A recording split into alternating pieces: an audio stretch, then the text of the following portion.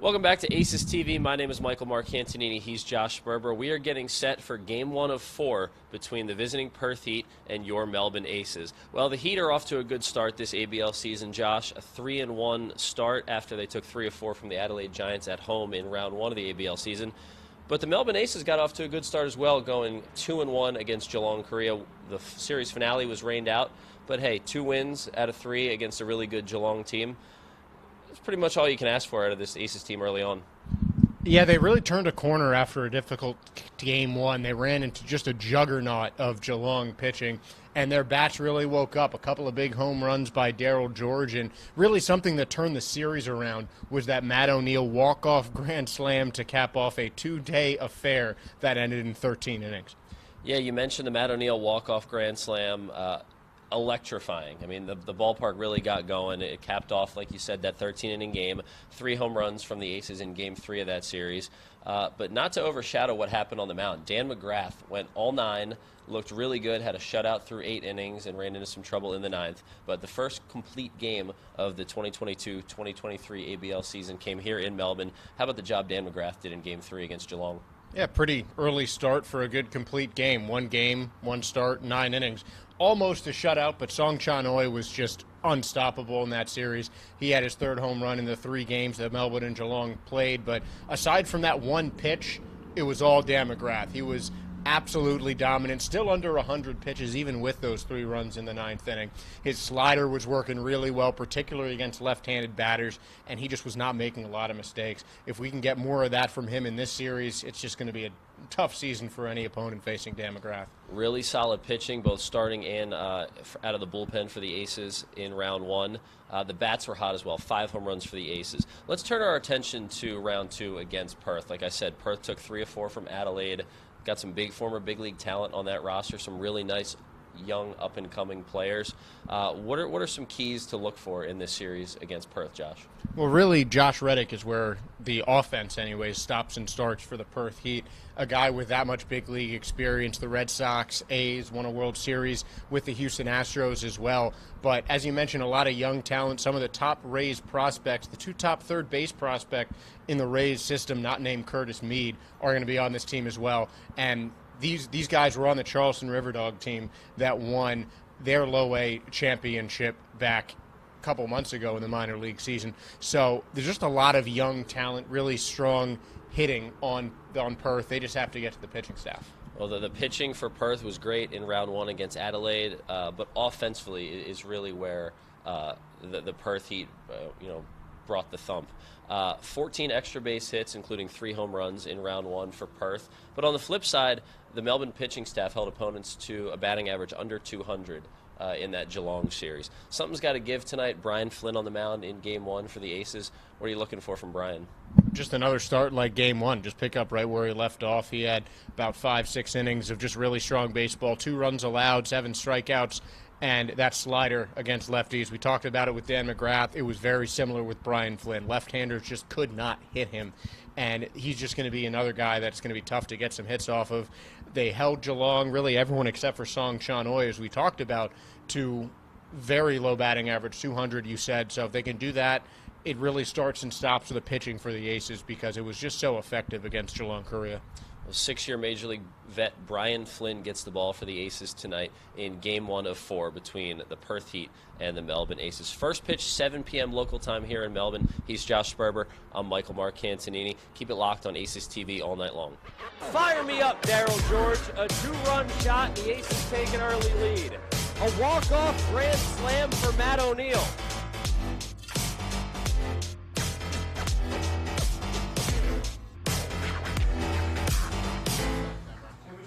Welcome the managers for tonight's opening game. Round 2 of the 2022-2023 Australian Baseball League season starts tonight. We are here at Melbourne Ballpark in beautiful Melbourne, Australia, as we get set for Game 1 of 4 between the Melbourne Aces and the Perth Heat. Michael Marcantonini with you on the broadcast. Josh Sperber is alongside me. We'll bring him into the broadcast in just a few moments. Game 1 of 4 between the Aces and the Heat. Lineup cards are being exchanged at home plate as we speak. Well, the Aces took 2 of 3 from Geelong, Korea in round 1 this past weekend, Game 4 of that round 1 was rained out, so the two teams still with a game to make up later in the season.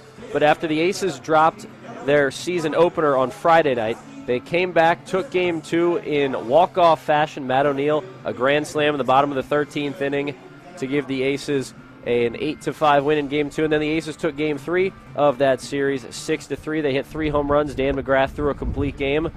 And meanwhile, the Heat on the flip side took 3 of 4 at home from Adelaide. Josh, let me welcome you into the broadcast. Two Southwest Division rivals going at it tonight. Should be a fun one here at Melbourne Ballpark. It really should, not just because these are the two top teams in the Southwest Conference in the early goings of this season, but because the weather is nice for the first time. So we take a look at the Vibrant Services weather. The sky is blue. There's not a cloud in there, and we do just have really great baseball weather against two of the top teams in the league. And it's a bit windy, but this is one of the nicest days that we've seen in Melbourne so far, Mike.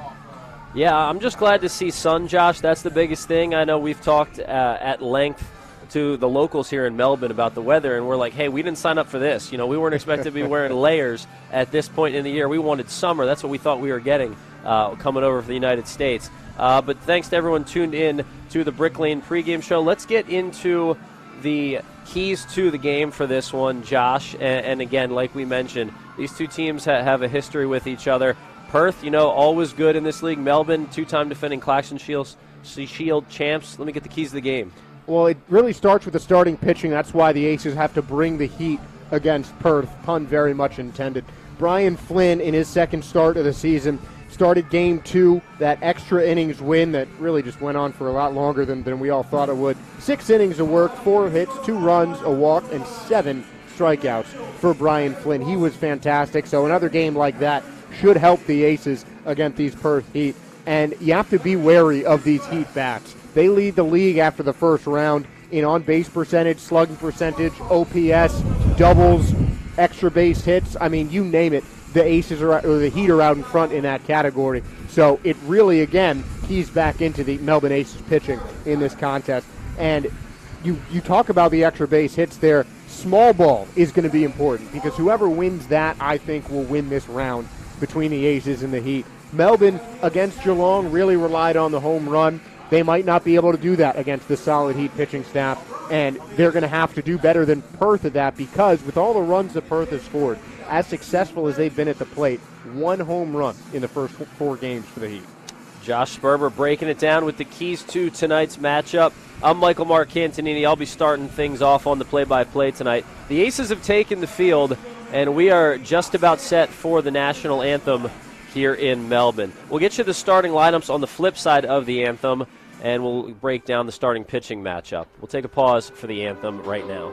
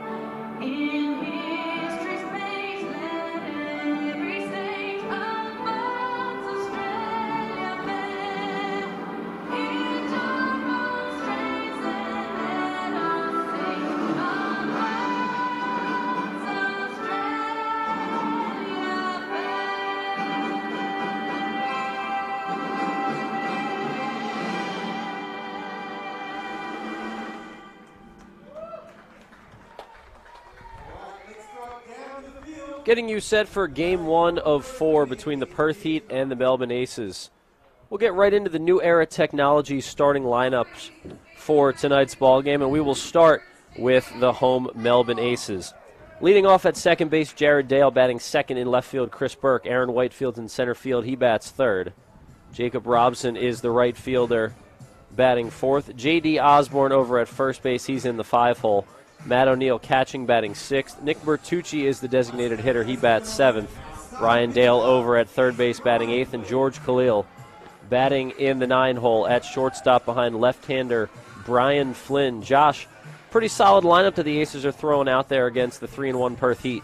Yeah, they're a bit short-handed in terms of position players, but the heart of that order, the 3 through 6 spots is just absolutely loaded with power.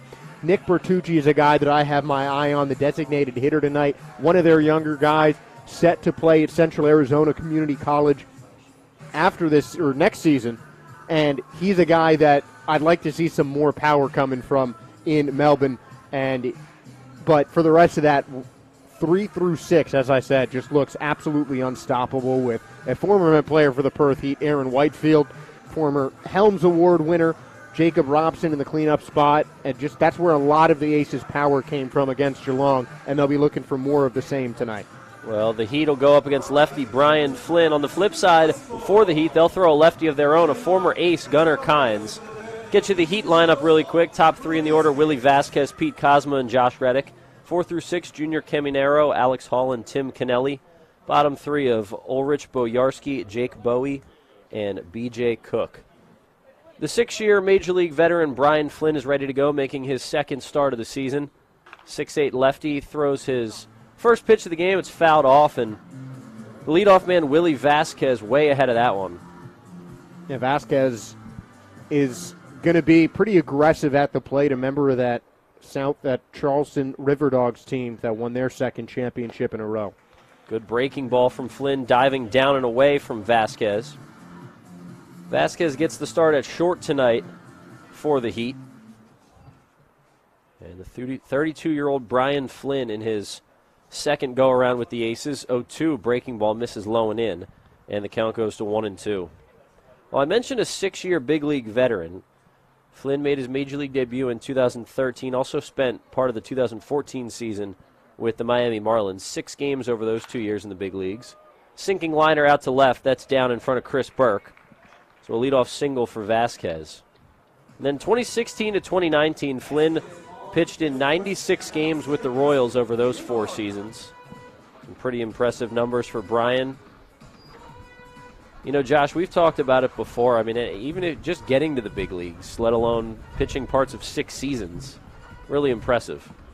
Yeah, I mean, if you can finish 1 season in the bigs, you're doing something right, but doing it for 5, 6, however many, and Brian Flynn playing with a number of different teams, being successful, being a key part of that multiple pitching rotations, very impressive. Man on first and no outs. First pitch to the 2-hole hitter, Pete Kozma. Misses outside for a ball. 6 players in this series have big league time, 3 on each side. Pete Kozma and Josh Reddick, the 2 and 3 hitters in this Perth order, 2 of those 6. Kozma most notably some time with the St. Louis Cardinals, chops one out to short. Only plays the first, Khalil over across the diamond. And Flynn has an out, but the Heat get a man to scoring position. That brings up the 12-year big league veteran Josh Reddick. Yeah, he was one of the biggest free agent signings in the offseason of the ABL. Relatively late to the party, but getting onto the Perth Heat, making a big splash with a former World Series champion. Yeah, and, you know, just looking at the content that was put out there once Josh Reddick signed with the Heat, he basically said, you know, this is something I've wanted to do for a while in my career, and just said, why not? So that's what got him to Perth. First pitch fastball from Flynn over. Left-on-left matchup. Junior Caminero, who's off to an excellent start this ABL season, waits on deck. And just a really up and down 1 through 9 in this lineup, Josh. There's guys that can beat you.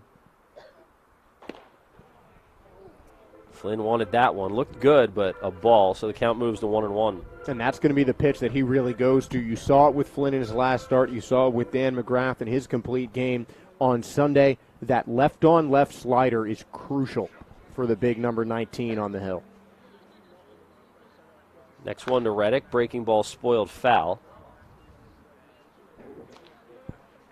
And Reddick with 2 strikes on him. Flynn looking for his first punch out of the night. He fanned 7 in 6 solid innings his first time out this year. Took a no decision against Geelong. Gave up 2 earned runs in 6 innings of work. Picked up a quality start. Scattered 4 hits, walked just 1. O'Neill held it there and didn't get that strike 3 call. And you like to see early on that the pitches he's missing with are ones that are just dipping below the zone. He's not missing by a lot, not making a lot of mistakes in the early going, and especially against this loaded Heat lineup, that's going to be important. Next pitch, Reddick sends one in the air right field. Robson over there. Couple steps in, makes the grab, staying put at second is Vasquez. So 2 down now. That brings up Junior Caminero. We'll get you set with the defense for the Aces. Matt O'Neill's behind the plate catching Flynn. In the infield, Ryan Dale at third. George Khalil's the shortstop. Jared Dale, younger brother of Ryan, at second base. J.D. Osborne at first. In the outfield, Chris Burke playing left. Aaron Whitefield in center. And Jacob Robson in right. Caminero went 5 for 14 with a pair of homers and 6 RBIs in the opening round against Adelaide. First pitch to him misses outside. And another guy, the Heat, with a deal with the Rays prospects, with the Tampa Bay Rays, that they get some of their top prospect guys who just need a couple extra reps in their season. Caminero, one of them.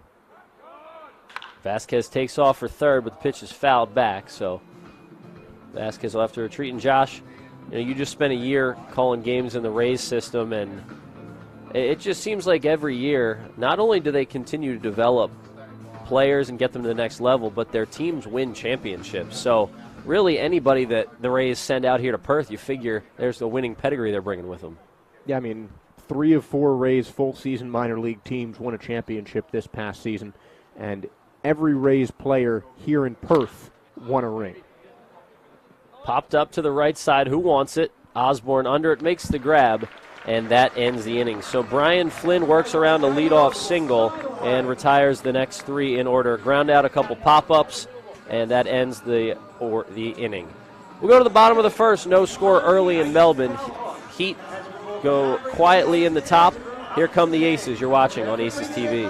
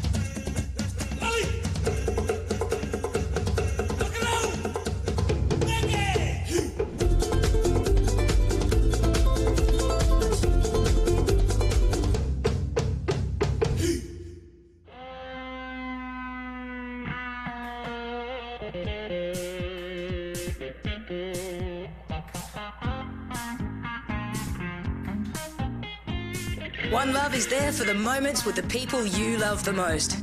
To share the highs and the lows together. It's the one for all people, all times, and all places. Brick Lane's One Love Pale Ale. It's the one for all.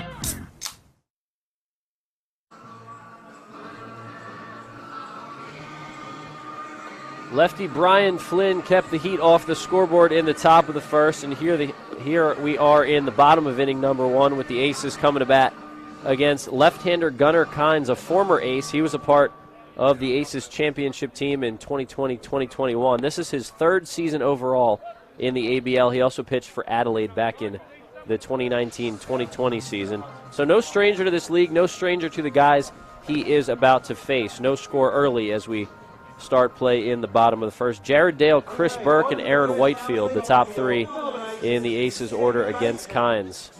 Well, this should be fun for a lot of these Aces hitters, Josh, facing a former teammate. Yeah, I mean, certainly not a very common thing in this league, particularly with an American pitcher changing teams, but Kynes, 3 years, 3 different teams, and he's just a guy who knows how to win games. Aces veteran Jared Dale making his season debut. Swings at the first pitch and fouls one back. Jared did not play in round 1 against Geelong. But he's in there, so is his brother Ryan Dale. Ryan batting in the 8-hole. And those two guys have played quite a bit of baseball together for the Aces. Dale takes low. Count goes to 1-1.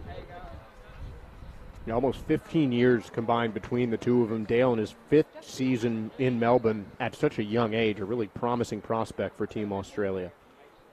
Dale, San Diego Padres minor leaguer over in the United States. He's had a quick rise through the Padres system. He's had some time at AAA. Obviously looking to get to the big leagues with San Diego and become one of those next Australian big leaguers. Dale rips one foul on the count. 2-2 on him. Yeah, guy I was very excited to see. He is, I mean, you'd think a guy who has his early minor league pedigree would be just a bit older, but I mean, he's still on some of the younger Australian national teams, just 22 years old, getting one of his first tastes with the national team in Japan a couple weeks ago. 2-strike pitch to him, misses high and away, so the count runs full. Well, now that Jared's back in the fold, that gives this Aces coaching staff another guy that they can plug into that leadoff hole, and another middle infield option. He can play all around the diamond. Gets the start at the Keystone tonight, second base. Fights another one off, and he's making Kynes work early. Yeah, that's something that the Dale family has in common. We saw Ryan Dale take some of the Geelong pitchers into deep at-bats last time, and also he's played in multiple different infield positions in the early goings of this season, and we'll see Jared Dale play some time at shortstop later on, and obviously at second base tonight. A lot of versatility in this infield for the Aces, as Dale thought that was ball 4, but instead it is a called strike 3. So Kynes, even though Dale made him work, gets the punch out. That brings up Chris Burke, the left fielder. And Chris played a big role in that 13-inning win over Geelong to give the Aces their first dub of the season. Burke was the man who was at the plate when the game was suspended. When the game resumed, Burke was up in the count 1-0. Runners were at first and second with no outs, as in extra innings here in the ABL, you start with runners at first and second. And Burke singled to right field on the first pitch he saw, and he swings at the first pitch here and bounces one to short. Nice play by Vasquez with the backhand, and he retires Burke pretty quickly, 2 up, 2 down. But Josh, things could have, I mean, that was a big play in that game when Burke's able to single to right, load the bases with no outs. If he makes an out there, it changes things. Yeah, I mean, that really just kind of started the momentum. And, the grand slam might not have happened if Burke didn't get that single, but also Burke kind of slipped taking the first pitch at the bottom of the 13th when it was raining. Just very muddy grounds because of all the rain. And he was one of the big reasons the game got pushed till the next day as well. Aaron Whitefield in the field for the first time this season. He was the designated hitter in games 2 and 3 of round 1 against Geelong, Korea. He's in center field tonight, so getting a chance to patrol the outfield and use that outfielder's glove for the first time this season. Counts quickly 0-2 on Aaron, who drove in a run to tie the game in the bottom of the 9th of that 13-inning marathon contest. 0-2 tried to check his swing but could not. And it is a quick 1-2-3 inning for Gunnar Kynes. 2 punch-outs and 1 ground out. No score through an inning of play. We'll head to the top of the second. It's the Heat and the Aces in Game 1 of 4 here on Aces TV. Aussie gardeners are best served by Aussie tools, built specifically for our unique environment and conditions. Back in the 1890s, Leonard Chambers and William Thompson started a beekeeping supply business in Melbourne. Little would they know that their company would go on to change how Australians garden for well over a century. Cyclone is ingrained into our country's history and our way of life. Our tools are long-lasting and purpose-built for hard work. We've been making quality tools for over a century. They last that long, you can hand them down to the next generation. Good quality, honest product that the Australian people have grown to love. It's not an Aussie shed without a cyclone. My biggest takeaway of being here for 34 years is just a sense of pride in the product. Australians buy good products.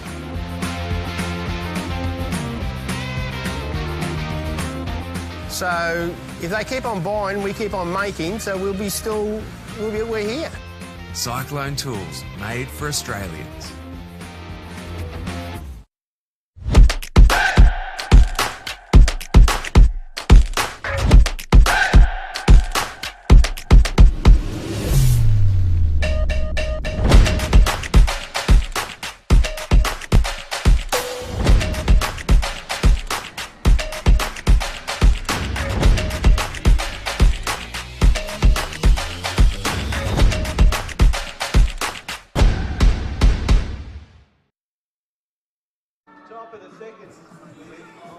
We move to the top of the second inning from Melbourne Ballpark. Michael Marcantonini and Josh Sperber with you on the call tonight. Game 1 of 4 between the Heat and the Aces, round 2 of the 2022-2023 ABL season. The Heat come in at 3-1, the Aces 2-1. Alex Hall, the catcher for the Heat, leading off the top of the second, swings through a pitch on the outer half from Brian Flynn. It's quickly 0-1. Hall, then Tim Kennelly and Ulrich Bojarski, 5, 6, 7 in the Heat order. 0-1 pitch, misses outside, count even 1-1. Well, Alex Hall is a member of the Australian national team. He was with Team Australia in Japan for the Samurai Japan series last week with those 8 Aces national team members. Big cut at a fastball there. It's 1-2. And it really seemed to prepare him for the season. He's had a great start in that first series, 583 in the first 4 games. Second in the ABL in batting average through 1 round of play. 7 hits in 12 at-bats, 3 of them doubles. He's also driven in 4 in 3 games. So this is a guy you're going to see in the middle of the Heat lineup pretty much all season. He is a Perth native. Takes a breaking ball for a called strike 3. Nice pitch from Flynn there, dove back over the zone. That is strikeout number 1 on the night for Brian Flynn. Yeah, surprising that he didn't get a strikeout in that first inning, especially because of how strong he was strikeout-wise in game number 1. But that slider, once again, just diving over to the plate to righties, going across the zone, across the batter's box, really, to lefties. That is a difficult pitch to hit. Here's Tim Kennelly, the designated hitter. He'll hit with 1 down and no one on. Well, the Aces went down quietly in the bottom of the first. 1-2-3. Gunnar Kynes got Jared Dale and Aaron Whitefield both on strikes. Got Chris Burke to ground out weakly to short. Big swing and a miss there. Brian Flynn pumping the fastball. And the count's 1-1. Very slider heavy in game 1, looking very fastball heavy in game 2. Doesn't want teams who seem in just such quick succession to really catch his pitch mix. Something he does a very good job going between. Flynn working fast so far tonight. Fastball looks good on the outer half. He has 2 strikes on Kennelly. Flynn ready to go once again. Next pitch, another breaking ball, this time spoiled foul into the Perth dugout. Well, this Melbourne pitching staff looks really good early on this year. Through 3 games, a 2.32 ERA, just 8 earned runs in 31 innings of work for the Aces pitchers. 30 strikeouts and only 9 walks in 3 games coming in. Holding opponents to a league-best 198 batting average against. And Josh, we talked about it in the Brick Lane pregame show earlier today. It's a Heat lineup that posted 14 extra base hits in 4 games against Adelaide. But this Melbourne pitching staff is poised to neutralize it. Yeah, it was really scoring runs was the thing they needed to improve on the most from that first series, something they did in game 3. Deep fly ball down the left field line, and it hooks foul. And that's something that Brian Flynn has done as well as anybody in his ABL stint. Franchise record 1.62 ERA in the last full season. Just 2 runs in the 6 innings. And those were on just 1 hit by Song Chanoi, who drove in more runs than the rest of the ABL, it seems, in that last series. Flynn trying to punch out Kennelly, or at least make it 2 up, 2 down here in the second. Next pitch from Brian, fouled back. And the fastball looks good so far tonight, Josh. Yeah, again, we saw a lot of the sliders in game 1. We're still seeing that in this contest here, but the fastball just has that little extra zip that we didn't see as much of in the second game of the season. Worked around a leadoff single in the first. and has since retired the next 4. Almost made it 5 in a row there. I'm not sure where that pitch missed. Yeah, another really close call, and again, it just seems like Flynn isn't getting those borderline pitches in his first couple hitters. Popped up right side of the diamond. That one will fall out of play down the right field line. Well, Josh, it's a cool, breezy night in Melbourne. You know, we're layered up here in the booth, but the sun's out and the sky is the correct color. It's light blue out there. Yeah. It's not gray. It's not black. You know, we've seen a lot of ugly skies since we've been here with all this rain. Yeah, sadly, that's a first. 2-strike pitch again. Got him on the outer half. 2 punch-outs for Flynn. Couple looking to start the second. That brings up Ulrich Bojarski with no one on. And Kennelly knew it. That was just one of those pitches that right after he missed, right after he didn't swing, he knew that he should have. Nasty pitch. A nice breaking ball in the outside corner from Flynn. Flynn in his big league career posted a 99 ERA plus, and for those not familiar with the ERA plus stat, it's basically it scales ERA to what's league average, what's above league average, what's below league average, and 100 on the ERA plus scale is league average. So Flynn in his time in the big leagues right around league average in that department. Flynn's best season in the big leagues, posted a 4.04 ERA in 75 2/3 innings of work, career high 48 games in 2018 with the Royals. Peel down to first, no swing, says the first base umpire, Ian Gavin. Everybody out on the diamond for the Aces thought that was strike 3. Everybody was headed back to the dugout. Flynn looking for his 3rd punch out of the inning, see if he can get the side in order. Taking his time, waiting for the sign from O'Neill. Now the pitch. Line drive, left center field. That one's pretty deep. It one-hops the warning track, and the left fielder, Burt, cuts it off at the track. It's a 2-out double for Bojarski. And we'll see how the inning changes after that call in the outer half that was called a ball instead of strike 3 that could have ended the inning. Hey, you saw Ryan Dale and George Khalil halfway to the infield turf. It looked like that ball was strike 3, but it leads up for the big right-hander Ulrich Bojarski to just lace one in the gap in right field. The really only solid contact we've seen off of Flynn today. Yeah, taking a look at that All-Star Access Higher replay review. And yeah, just a pitch that Flynn seemed to leave over the heart of the plate a little bit. Left on left here for Jake Bowie, the first baseman. And that's something he doesn't do as much to left-handed pitchers. Brian Flynn dominated the left-handed hitters in Geelong's lineup. He's open for more of the same tonight against Perth. It was pretty much automatic against GK. A lefty came up, slider diving down and away, and it worked all night. And we see it right here. The first 2 pitches to Bowie, both sliders going inside to out. Flynn working out of the stretch for just the 2nd time tonight. Induces a pop-up shallow left center. Who wants it? Whitefield taking control, makes the grab, and the inning is over. A 2-out double from Bojarski does not lead to any runs for the Heat as Bowie flies out to end the frame. Flynn, 2 scoreless frames. We go to the bottom of the 2nd. No score here in Melbourne. Keep it locked on Aces TV.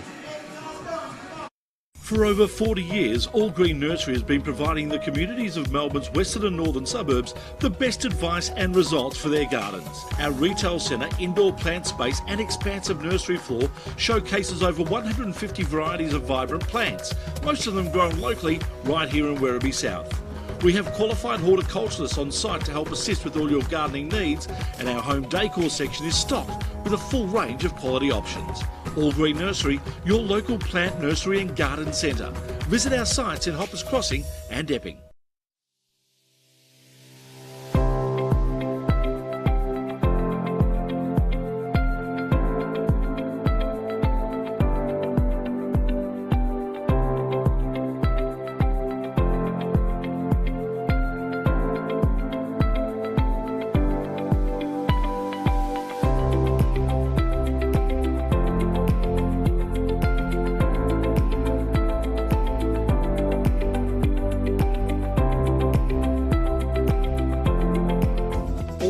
Access Hire are your access equipment specialists. We have an extensive range of state-of-the-art equipment and we pride ourselves on delivering outstanding customer service. We have the youngest fleet of equipment in Victoria and we are consistently adding new machines. We get to know our customers and form partnerships with them. This video is of our partnership with the Victorian Government at Reservoir Station. All-Star Access Hire are proud sponsors of the Melbourne Aces and our All-Star Bar. Back with you on Aces TV, Michael Marcantonini and Josh Sperber. Game 1 of 4 between the Aces and the Heat in round 2 of the ABL season. Former ace Gunnar Kynes back to work after a 1-2-3 bottom of inning number 1. 2 strikeouts for Kynes in the clean first inning. 29-year-old left-hander was a 36th round pick of the Marlins back in 2015. Had a 2.36 ERA in 2 minor league seasons. 6'3", 210. Back to work, he gets left-handed hitter Jacob Robson, the Aces right fielder. It's Robson, Osborne, and O'Neill. The middle of the order, 4-5-6 for Melbourne. 2 scoreless innings from Brian Flynn on the flip side. Picked up 2 strikeouts in that second inning. Navigating through that tough Perth Heat lineup. Fastball up and into Robson, has to back out of the way.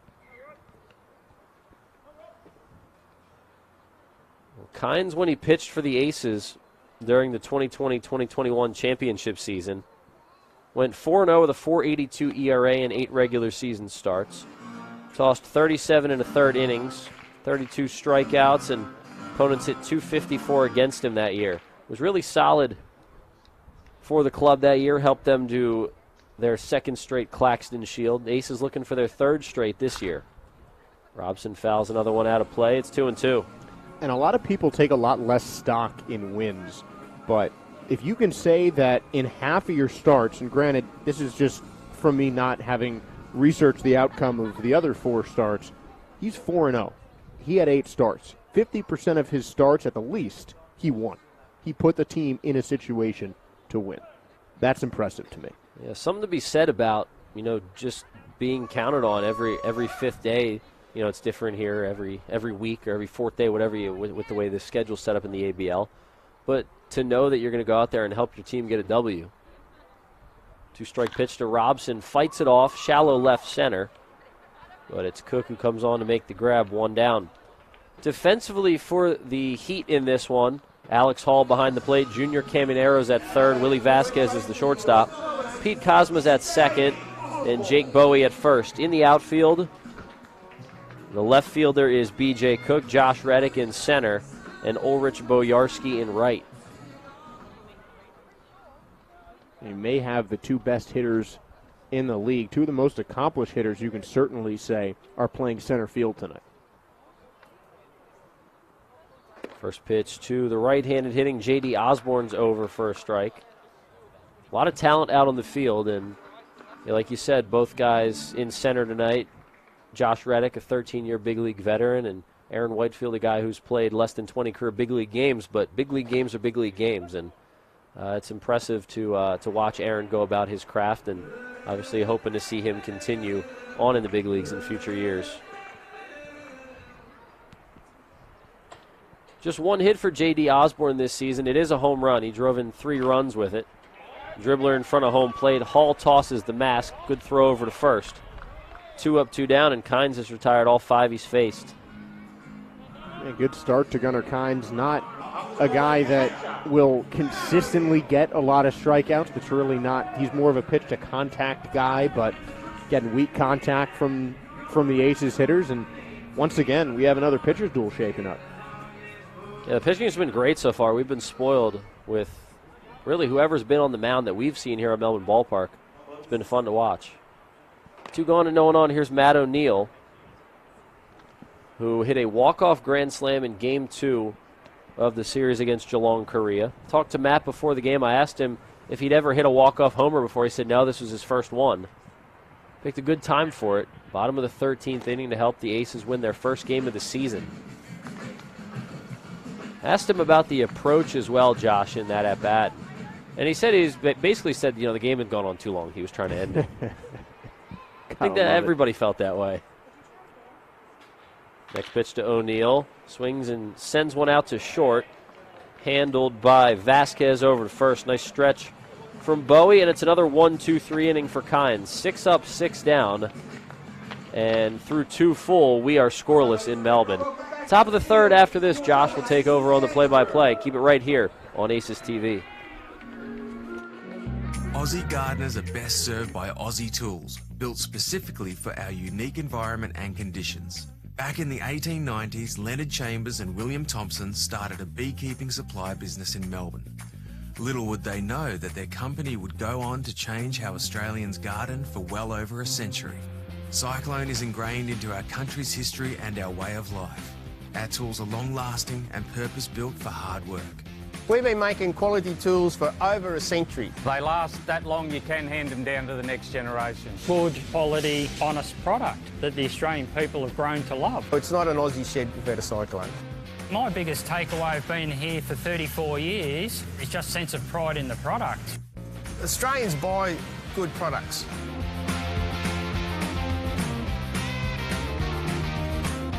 So if they keep on buying, we keep on making, so we're here. Cyclone tools, made for Australians.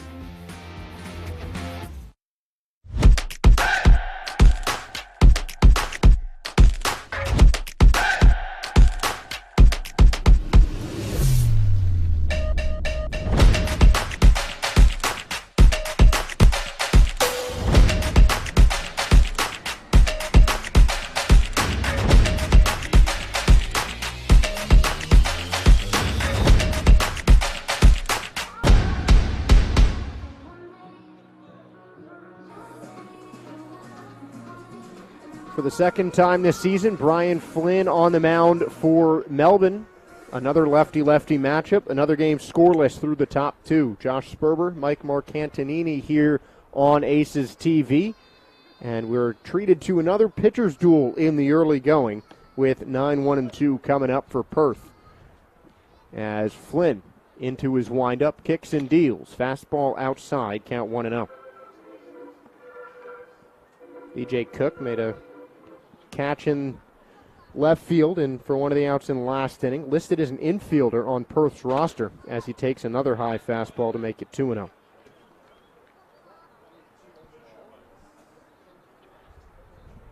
But Flynn, 2 hits allowed thus far, 2 strikeouts as well.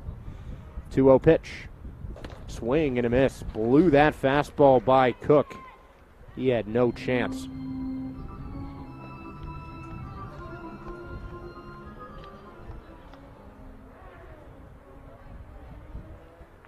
Still scoreless in the top of the third as this one's popped up into shallow right field. Tailing foul. Osborne giving chase, and that's going to land in the All-Star bar. I might head down to the All-Star bar. I mean, it's so nice outside. A little bit chilly, but the All-Star bar's got to be a good place to watch a game. Yeah, I mean, I'd love to do a remote broadcast from down there. We were down there earlier today filming the pregame show. Great views, great places to sit, and I mean, it already goes without saying, but if you head down there, you definitely got to bring something back for me. Oh, and me as well. BJ Cook going back to the dugout. Struck out swinging. Got ahead of the count 2-0, and then Brian Flynn geared up and got his first K swinging of the day. 1 out in the third punchy of the day for Brian Flynn. Top of the order up for Perth, and Willie Vasquez, who led off the game with a single. Back at the batter's box. Slider over the heart of the plate. Count 0-1. I always like to look at how a pitcher fares the first time through the order against a lineup. And 1 through 9, 3 strikeouts for Flynn, more Ks than hits allowed. Always a good sign, and no runs on the board. Yeah, just 1 extra base hit. That double from Bo Yarsky. Almost one there, but that attack from Vasquez just tailing into foul territory down the right field or left field line. 0-2 pitch. Did he go? And no appeal needed. There is one anyway, though. Strike 3. Ian Gavin and Stuart Howe agree that it's 2 straight punchies for Brian Flynn, who struck out the first 2 batters of 2 consecutive innings. Well, the breaking ball is nasty. It's got that late bite. It's got that hard break down in the zone, and that's really tough for anybody to hit. And we mentioned it multiple times with Aces pitchers in the last round that if you're keeping that breaking ball low in the zone, even if the opposition makes contact, it's not really going to go very far, and it's probably not going to be hit very hard. Yeah, and Vasquez certainly a guy who hits the ball hard. Again, as we mentioned, part of that Carolina League champion Charleston River Dogs team. Also won the FCL championship with the Rays Florida Complex League squad back in 2021. Now Pete Cosma, another guy with a lot of major league experience. Over 5 seasons, primarily with the St. Louis Cardinals for the middle infielder. First-round pick in the 2011 draft. And the pitch. Called first strike. Slider catches the inside corner. Pete was a really pesky hitter when he was in the big leagues. And it seems like every year the Cardinals have 1 or 2 guys, and you're like, that's such a Cardinals type of player. You know, that utility infielder that just kind of hits in the bottom of the lineup in the 7, 8, or 9 hole and just gives the opposing pitcher fits. And, you know, that's kind of what Cosmo was.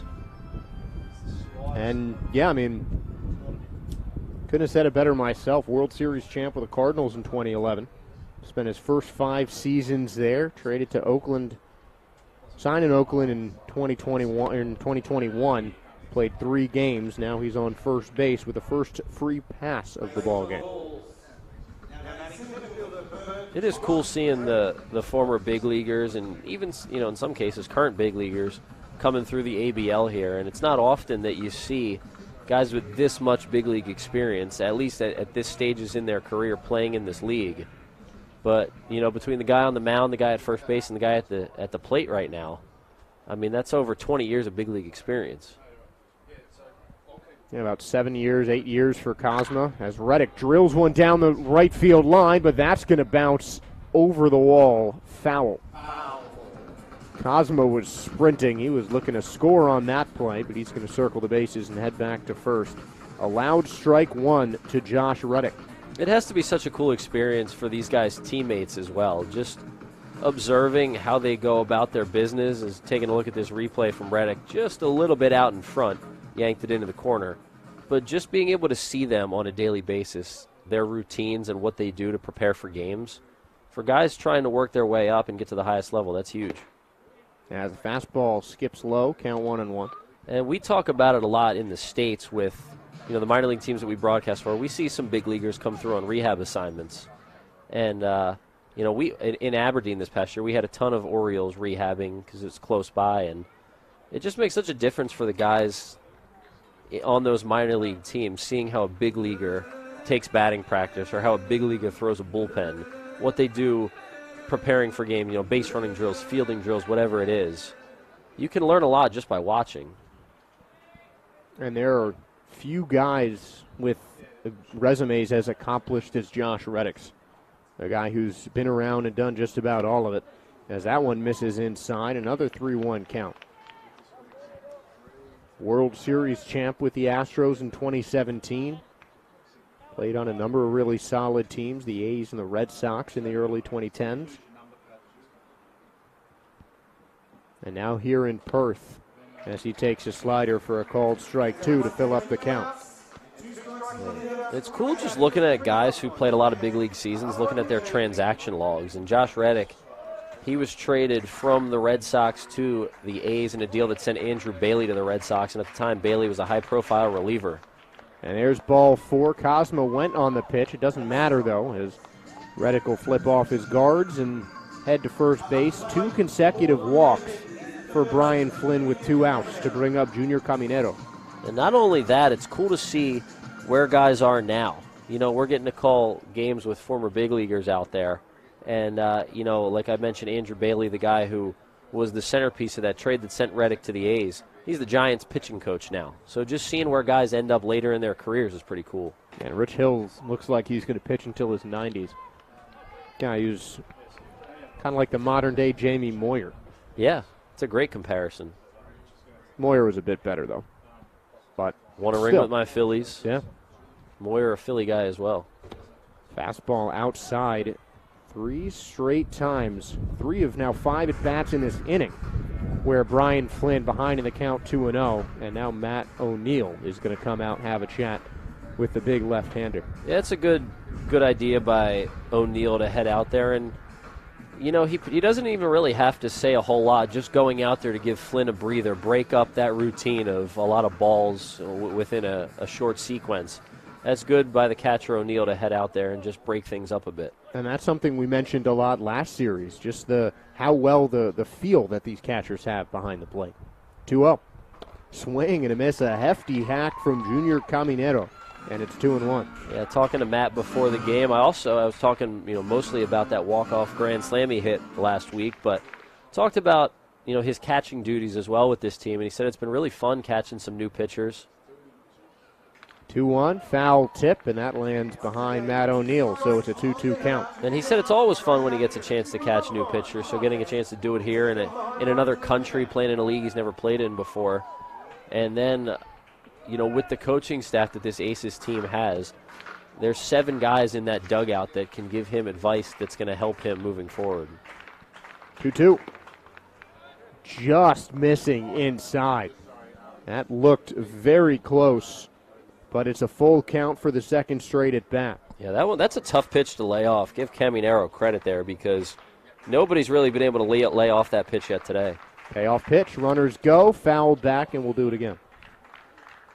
And Caminero, a guy who is pretty high up in the Rays system. You look on their top 30 on MLB Pipeline, the 17th ranked prospect in a very deep position. Third base and shortstop are his 2 listed positions.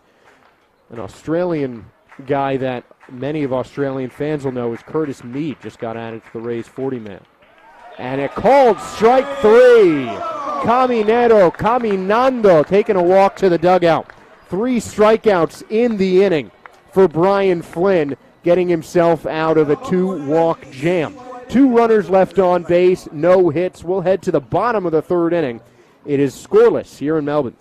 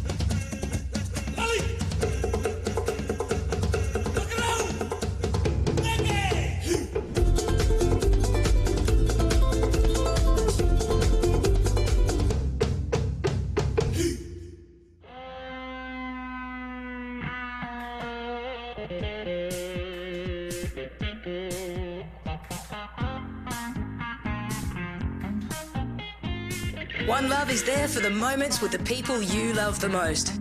To share the highs and the lows together. It's the one for all people, all times, and all places. Brick Lane's One Love Pale Ale. It's the one for all. Bottom of the 3rd inning. Aces yet to get a base runner on. I think everyone might just be in the dugout enjoying some Brick Lane beers. I know that's what I'd like to be doing right now. The new beer partner of the Melbourne Aces. And pretty warm welcome by the fans in last week's games. Yeah, hey, sign me up for a couple Brick Lanes after the game. It would be a great way to kick off round 2 and hopefully with an Aces win. Nick Bertucci fouls the first pitch he sees behind the netting. 0-1 to the DH against the former Ace. Bertucci on the development roster for that Melbourne Challenge in the 2021 championship season. Now getting some opportunities with the senior squad. Here's Kynes. Fouled away, count 0-2.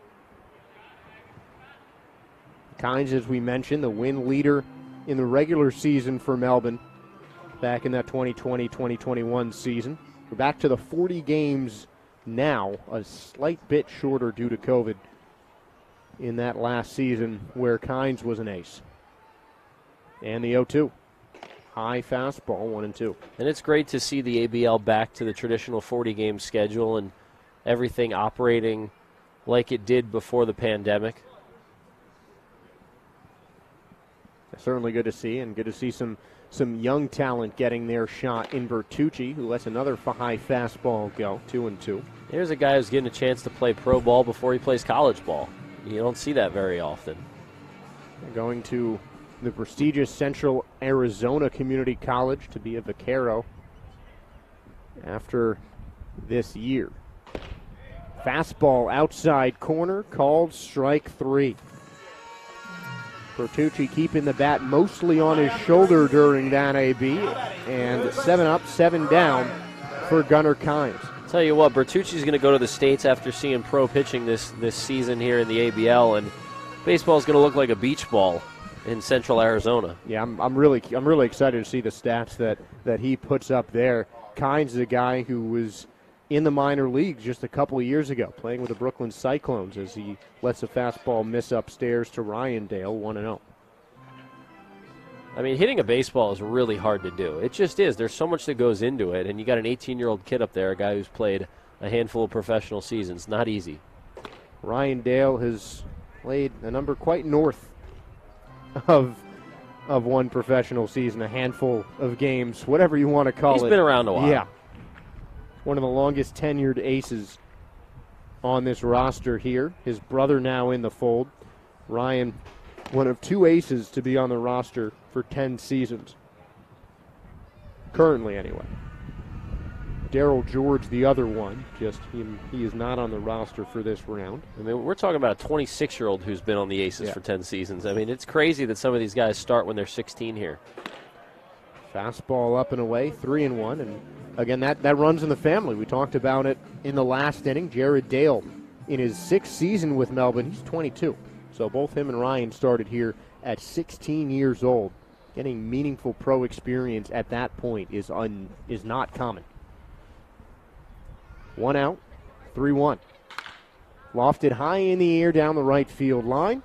Chasing toward it is Bowie and Boyarsky, who ends up making the one-handed grab for out number 2. Yeah, Josh, some of these guys on a pro baseball field before they can drive a car. Yeah. Yeah, I don't even think I was playing Little League when I was 16. Well, you'd be a very old Little Leaguer if you were playing Little League when you were 16. Yeah, you're not wrong. All right, high school baseball then. I definitely wasn't playing high school baseball. You bring in that piece of paper that says I am 12 on it? God, I remember that happening so vividly. Because, I mean, that team in the Bronx was not too far from when I grew up. That was a big story that Danny Almonte bit. As George Khalil, who's definitely not 12, takes a swing at an outside fastball, 0-1. Yeah, and if anybody here tuning into the broadcast hasn't seen the movie Benchwarmers, watch that movie, then you'll know what I'm talking about. Swing and a miss. 2 straight strikes to Khalil. It's on Netflix here in Australia, which Netflix here in Australia I think is a lot better than in the States. There's just so many more options of shows and movies to watch. Yeah, I'm going to have to watch Benchwarmers once we're off. 0-2. That sliced high in the air and foul towards the All-Star bar. Khalil stays alive. Add that to the list of things that you'll have time to do when the team's on the road next week. Maybe. Khalil, 3 years in South Carolina. I mean, SEC is pretty much pro-level sports, no matter what. Baseball, football, what have you. 0-2. Slice foul again, and we'll stay at 0-2. If you can play 3 years of SEC baseball, that's just as good, or at least just below, probably some levels of minor league ball. Yeah. And he played almost every game for South Carolina in those 3 years. Consistent starter at shortstop was Khalil. 0-2. Outside and bouncing away from the catcher, 1-2. South Carolina, a couple national championships over the years. They had some really good teams in the late 2000s, early 2010s. And also international experience for Khalil. 1-2, misses low, and it's 2-2. Played on the 2015 U18 World Cup team, 4th place with the Australian U18 squad. He's just played a lot of baseball at a lot of high levels, a lot of different levels at the young age of 25. 2-2. That one is roped into right field, but that's going to drift foul, and we'll do it again. A nice at bat from Khalil. Yeah, he's coming along with the bat. You see each time he's up there, seems to be seeing the ball a little bit better. You know, able to foul pitches off, kind of get his timing down. Still 2-2 to Khalil. Pitch. Slice foul again. Didn't record a hit in the first round against Geelong. Still looking for his first base hit of the season. The guy in his first year with Melbourne this year. But a Melbourne native like many of the Australian nationals on this squad. 2-2. Hit on the ground to third, fielded by Caminero, and that will end the inning. So a bit longer of a frame, some solid at-bats for Melbourne, but the same result, 3 up, 3 down. Melbourne yet to reach base in this game. One trip around the lineup, and we're in the 4th inning. No score here at Melbourne Ballpark.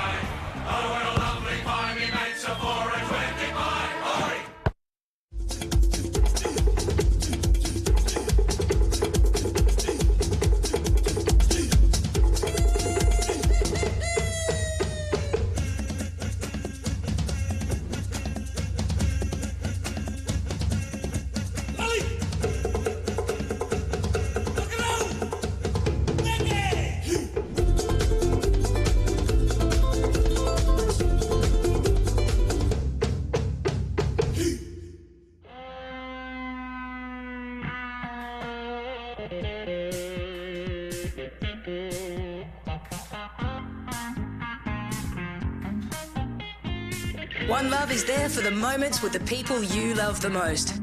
To share the highs and the lows together. It's the one for all people, all times, and all places. Brick Lane's One Love Pale Ale. It's the one for all. I think we've used the phrase pitcher's duel more than just about anything else on these broadcasts, but we've been treated to some fantastic pitching so far. Top of the 4th inning, no score, just 2 hits in the ballgame. Yeah, I like the way that Flynn has navigated this Heat lineup. I mean, there are some big-time hitters in this batting order for Perth, and, you know, a couple walks in that 3rd inning, but no damage done, and Flynn has just done a good job attacking. He's really painting that outside corner to right-handers, and the breaking ball diving down and away to lefties has been great. The breaking ball dives into righties as well, does so on the catcher Alex Hall. Hall, Kennelly, and Boyarsky in the 4th inning for Perth. And the 0-1, swing and a miss, strike 2. Flynn attacking a guy who was on the Australian team for that Samurai series in Japan. Tim Kennelly on that squad as well. Those are 2 of 5 members of the Perth Heat who traveled to Japan just a couple weeks ago. 0-2. Inside on the breaker, count 1 and 2. The Aces, as we mentioned a lot in round 1, the only team with more than 5 players on that Australian national team. 1-2 pitch. Wave and a whiff, strike 3.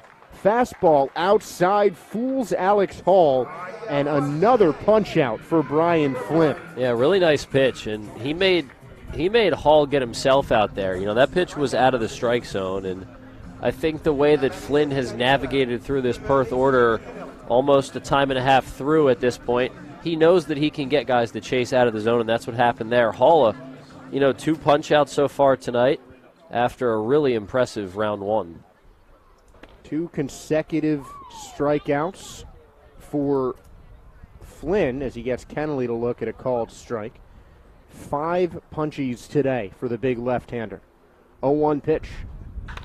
Hit on the ground to third, and that rolls foul, 0-2. Flynn's made it really easy on the Aces defense tonight. I mean, there's been one ball that was hit hard, and I guess that was that double to left center by Boyarsky.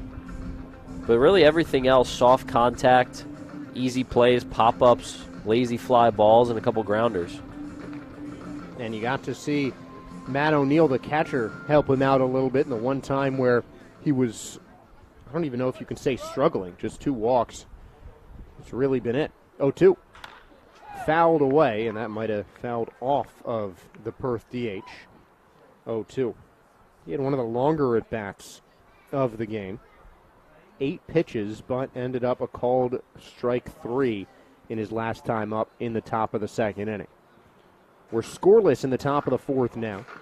1 out and an 0-2 count on Tim Kennelly. The tallest man in the ABL deals. Bouncing on the plate, 1-2.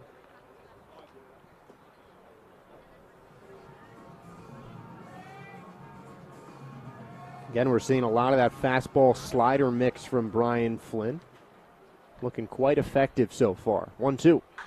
That one is drilled but fouled into the fence in front of that Cyclone tool shed. Another great place. Just 2 really nice bars down the left and right field lines. You got the Cyclone tool shed in left, the All-Star bar in right. I mean, doesn't get much better than that. Plenty of options to grab a cold one and watch a game. 1-2. Popped high in the air out to right field. Robson inching backwards. He'll settle under it and make the catch for out number 2. Well, the theme of keeping guys off balance continues. Another hitter that's just a little bit out in front there, and Kennelly, you know, he's a little ahead of the one he hooked into the netting down the left field line, and then just a little bit off balance as he sent that one to right. And just way underneath it as well. Flynn doing an excellent job of limiting contact and base runners. Now, really, the most successful day at the plate belongs to Ulrich Boyarsky. 1-0 to him. He doubled in the second. Swing and a miss. Nasty breaking ball from Brian Flynn, and it's 1-1. Yeah, really good changeup there, and you can tell how uncomfortable Boyarsky looked on that swing right there, way ahead. And the pitch. Hard grounder, but foul down the left field line. And once again, getting 2 strikes on an opposing hitter, and it's so much tougher to hit when you have 2 strikes on you because the pitcher has the upper hand moving forward in the rest of the AB, and the way Flynn's working, he can throw any pitch for a strike. He can throw any pitch and get a chase. And he's gone around the lineup, has Flynn, almost 2 times now as the breaking ball misses outside. He's gotten 2 strikes in all but 3 at-bats. Yeah, it's just so much tougher to hit. 2-2.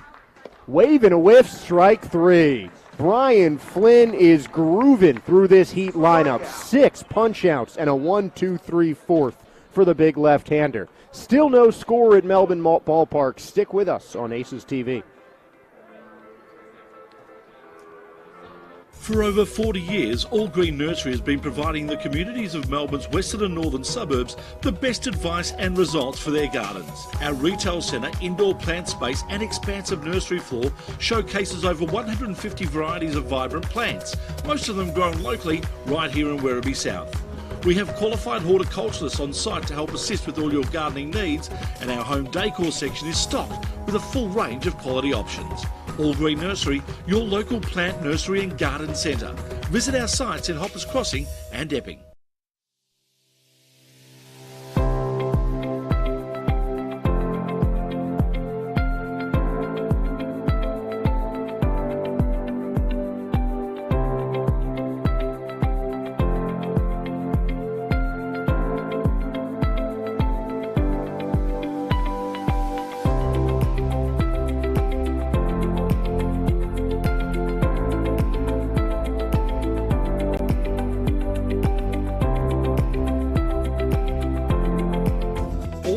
Access Hire are your access equipment specialists. We have an extensive range of state-of-the-art equipment and we pride ourselves on delivering outstanding customer service. We have the youngest fleet of equipment in Victoria and we are consistently adding new machines. We get to know our customers and form partnerships with them. This video is of our partnership with the Victorian Government at Reservoir Station. All-Star Access Hire are proud sponsors of the Melbourne Aces and our All-Star Bar. Bottom of the fourth inning, third time through the order now for the Aces, as they have yet to record a base runner. Or second time through the order, I should say. Top of the order coming up, Jared Dale, Chris Burke, and Aaron Whitefield against the left-hander and former ace Gunnar Kynes. Josh Sperber, Aussie Mike in the booth here. We're still scoreless, just 2 hits. A single by Willie Vasquez and a double by Ulrich Bojarski. First pitch of the fourth, Dale pops a bunt, and that is going to go foul into the glove for out number 1. Yeah, I like the idea. You know, one time through the order, no base runners, nothing game, trying to shake something up. Just not a good bunt attempt there from Dale. And we'll look at the All-Star Access Higher replay. You can see he just kind of sliced the bunt down, popped it right up. Easy play for Alex Hall, and a national team teammate of Jared Dale. Yeah, this second time through the order, it's really important for the Aces to start getting some better swings on Kynes, and not that they didn't the first time through the order, but not a lot of hard contact at all. So see if they start seeing him a little better. Chris Burke had some decent contact on that ground out to short in the first inning, his only at bat. As the pitch, a breaking ball catches the outside corner, a quick 0-2 count on the Aces left fielder. Guy who began as a catcher, transitioned into the outfield with the Clearwater Threshers in the minor leagues, as that one is ripped into center field. First hit of the ball game for Melbourne. Chris Burke, a fourth inning single, ends the perfecto for Gunnar Kynes. Well, it's nice to mark a hit in my book. You know, I hadn't been able to do that on the right side of the scorebook, the home side for the Aces. And a really good piece of hitting from Chris Burke there. A little bit on the end of the bat, but got a solid part of the barrel on it. And the Aces get their first base runner of the day. Yeah, Chris Burke's an exciting young player. Really excited to see what he can do for this Aces team this year in a full campaign. Another guy I'm excited to watch is Aaron Whitefield, former Helms Award winner and Defensive Player of the Year for the Perth Heat. Now with the two-time defending champion Melbourne Aces. Getting his field debut here. With a speedy runner on first. 0-1. Called strike 2, fastball catching the outside corner. Really impressive skill set that Whitefield possesses. And you mentioned it, he's got a Defensive Player of the Year in this league, 2-time league MVP, a couple stolen base crowns. And for as big as he is, and he's got some pop as well. 0-2. Bouncing ball into the catcher's glove, and it's 1-2. First ball he's seen. Burke, though, back to first base.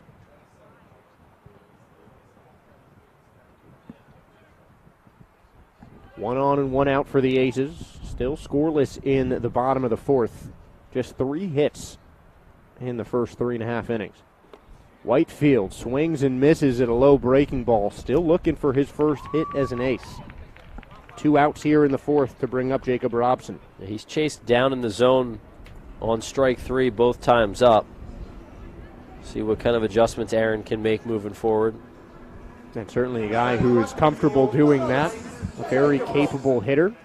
And Jacob Robson, another guy, brought some power. A hit in each of the first 3 games, including a home run in the third game of the Geelong round back on Sunday. Went back-to-back with Darryl George. And a throwback to first base holds Chris Burke on there. Robson, one of the 3 aces in the lineup today with big league service time. Played 4 games for the Detroit Tigers back in 2021. In his second year in the ABL. First pitch, a fastball catching the outside corner. It's 0-1. And Robson, like Whitefield, another versatile-looking player. Great hit tools and a solid-looking fielder as well, able to play center and right. Just that we've seen so far, I'm sure they could put him in left as well. 0-1 out in front of the breaking ball, and it's 0-2. Canadian international, played for the Sydney Blue Sox a couple of years ago. He said that there's only one place he wanted to play this offseason, and here he is. His one call was made to Melbourne. Aces jumped at the chance, and now he's on their squad. Breaking ball outside, 1-2. And he's just a guy who's shown that he loves to play baseball. He is at the ballpark, taking swings, doing defensive drills, working out every chance he gets. 1-2, off goes the runner. We got a bit of a rundown. Burke slides into second safely as the ball rolls into the outfield. Willie Vasquez mishandled the throw from first baseman Bowie, and for the first time the Aces have a runner in scoring position. Yeah, that should have been the end of the inning right there, and just the way Burke went in head first into the bag, Vasquez, it wasn't as easy for him as it probably could have been to make that grab, but taking a look at that All-Star Access Higher replay, see if Robson can make the Heat defense pay after that error. So 1-2 count, runner on second base for Melbourne. The pitch. Robson lets a breaking ball go. Called strike 3, 2 straight strikeouts by Kynes and the inning. So on the first hit of the ball game, Melbourne strands a runner in scoring position. We are scoreless through 4 innings here at Melbourne Ballpark. For over 45 years, Hobson's Bay Dental has delivered the best results through continually updating their skills and technology. Dr. Andrews and his team also take great pride in treating patients like family. Melbourne Aces players trust their teeth to Hobson's Bay Dental, and you should too. Business Network International is flourishing across Melbourne's West and Geelong. Local businesses, including the Aces, join BNI for professional development, networking opportunities, and to increase business prospects. Find your local BNI chapter to tap a wealth of resources and join a winning team. There are a lot of interesting spots to take in a game here at Melbourne Ballpark, and recently our own Ed Wyatt did a little bit of exploring. Take a look at his first visit to the All-Star Bar down the first baseline. Here we are down the first base line at Melbourne Ballpark. You can see lots of people around having a good time. There's all kinds of options. Look at this. People enjoying pizza, looking pretty good. Good pizza. Look at that. She doesn't want to be in the shot. That's okay. She's having a great time with her pizza. You can always watch the game from the All-Star Bar, which is down the first base line. Get a drink, get some food. So there you go, the All-Star Bar, just one of many places you can watch a game here at Melbourne Ballpark. Top of the 5th inning in Melbourne, no score between the Perth Heat and the Melbourne Aces. Brian Flynn has held the Heat to just 2 hits and a couple walks in 4 solid innings. He gets 8, 9, and 1 in the Heat order. Bowie Cook then back to the top for Vasquez. 7 strikeouts for Brian Flynn as he looks to finish up this Heat order for the second time. 2 more punch-outs in that 4th inning. He struck out 2 in the 2nd, struck out the side in the 3rd, and then 2 punch-outs in a 1-2-3 4th inning. Left-hander back to work, sweeping breaking ball, misses outside. And the count quickly 1-0 on the left-handed hitter, Bowie. Flew out to center his first time up. Flynn has worked quickly tonight. He has made the Heat work at his pace. And so far tonight, Brian Flynn beating the Heat, but the Aces on the flip side of the scorecard, no runs either. In fact, the Aces have just 1 hit. Chris Burke, a single in the 4th inning, broke up Gunnar Kynes' early perfect game bid. And both pitchers have really been controlling the tempo of tonight's game. Another breaking ball and another swing and a miss from a left-handed hitter. 2 strikes now on Bowie.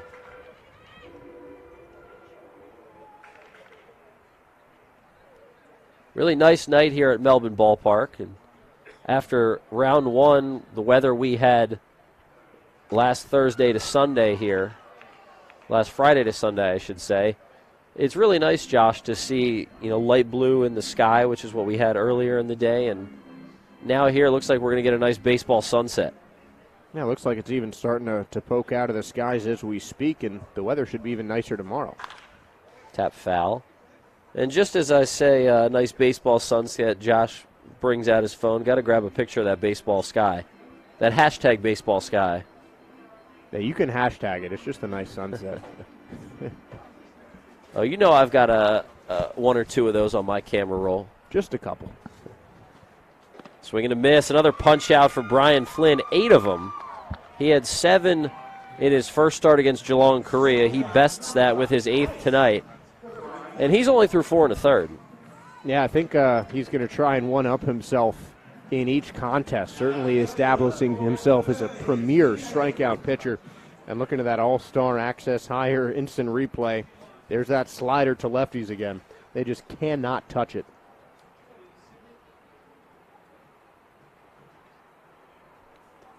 So 1 gone and no one on. Here's the 9-hole hitter, B.J. Cook. He struck out swinging his first time up. Flynn has struck out 7 of the 9 starters in the Heat order. Only Cosma and Reddick have not struck out. So pretty much everyone who has not played in the major leagues. That is correct. 100% of the players who have no big league experience. And then 100% of the players with big league experience have not struck out. I can do the simple math. That makes one of us. That's why you do all the math here, Mike. And see, if I'm the one who's doing all the math, that's a little scary. Well, we like to live it on the edge here in the Aces booth. Brian Flynn, 8 punch-outs through 4 1/3 scoreless tonight. Another one on the outer half there. It's 2-2. Can he make it number 9? Well, the Aces pitching staff combined to strike out 16 batters this past Saturday night against Geelong, Korea. That was the 13-inning game. See if Brian Flynn can get there by himself tonight. Fly ball right field and deep.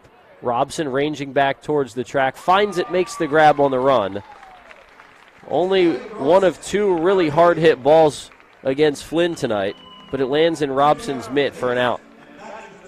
Yeah, and most things seem to land in Robson Smith. He's got excellent range in right field, but that one just a little bit underneath it was B.J. Cook. Robson able to track that down relatively easily. Back to the top of the order, here's Vasquez. I want to give a quick shout-out to my guy, Matt Tasker. He's actually a Perth Heat fan, and I know probably shouldn't be giving Heat fan shout-outs on Aces TV, but so Matt originally reached out to me when I was calling a game for Aberdeen. It was actually in the championship series against your Hot Rods. And I on the broadcast, I said, hey, if wherever you're tuning in from, send me a DM on Instagram or Twitter. Let me know. I'll give you a shout-out. So Matt sends me a DM and says, hey, I'm listening from Perth in Western Australia. And then we ended up exchanging a couple of messages. And I'm like, hey, I'm going to be headed out your way in about a month to broadcast games in the Australian Baseball League for the Melbourne Aces. So now, Matt, I've now given you a shout-out on a broadcast on 2 different continents. So to everybody else out there tuning into the broadcast, you can get a shout-out too if you DM me on Twitter or Instagram, Facebook, whatever it is. Let me know where you're tuning in from. I'll give you a shout-out. But shout-out to Matt. He did DM me go Heat, so I will not return that message. All Aces up here. But I appreciate everyone tuned in for the game tonight, of course. And, we appreciate everybody who's tuned in wherever they are, whether it's back home in the States or here in Australia, wherever else. It's pretty cool broadcasting to an international audience. 2-2 from Flynn. Oh, thought that was strike 3. I think everybody in the ballpark, especially the left side of the Aces infield once again, Dale and Khalil are in sync on that left side. Take a look at the replay. Oh, man. Yeah, where did that miss? A lot of close misses for Flynn.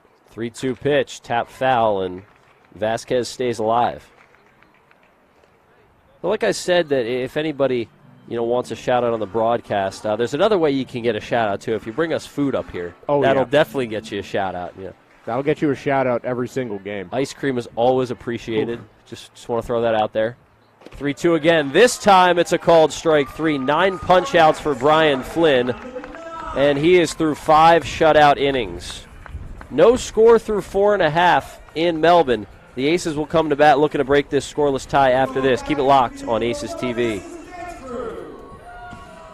At the Sporting Globe, we're a little different to other pubs and bars. We have more than just cooks, we have chefs. We have more than bar service, we have table service. We have more than specials, we have specialties. We have more than live sporting events, we have atmosphere. And we have more than customers, we have fans. It's more than a sports bar, it's a Sporting Globe.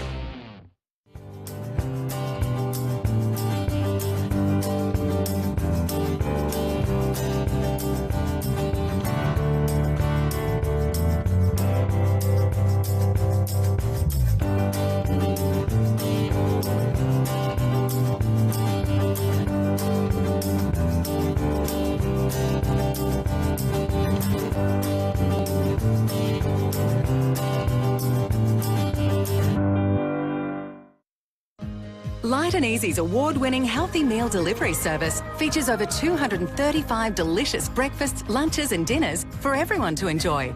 From those who want to lose weight to those who want to gain more free time. From those who want to be a little healthier to those a little older who want to age well. There's no shopping or cooking and there's no contracts or subscriptions.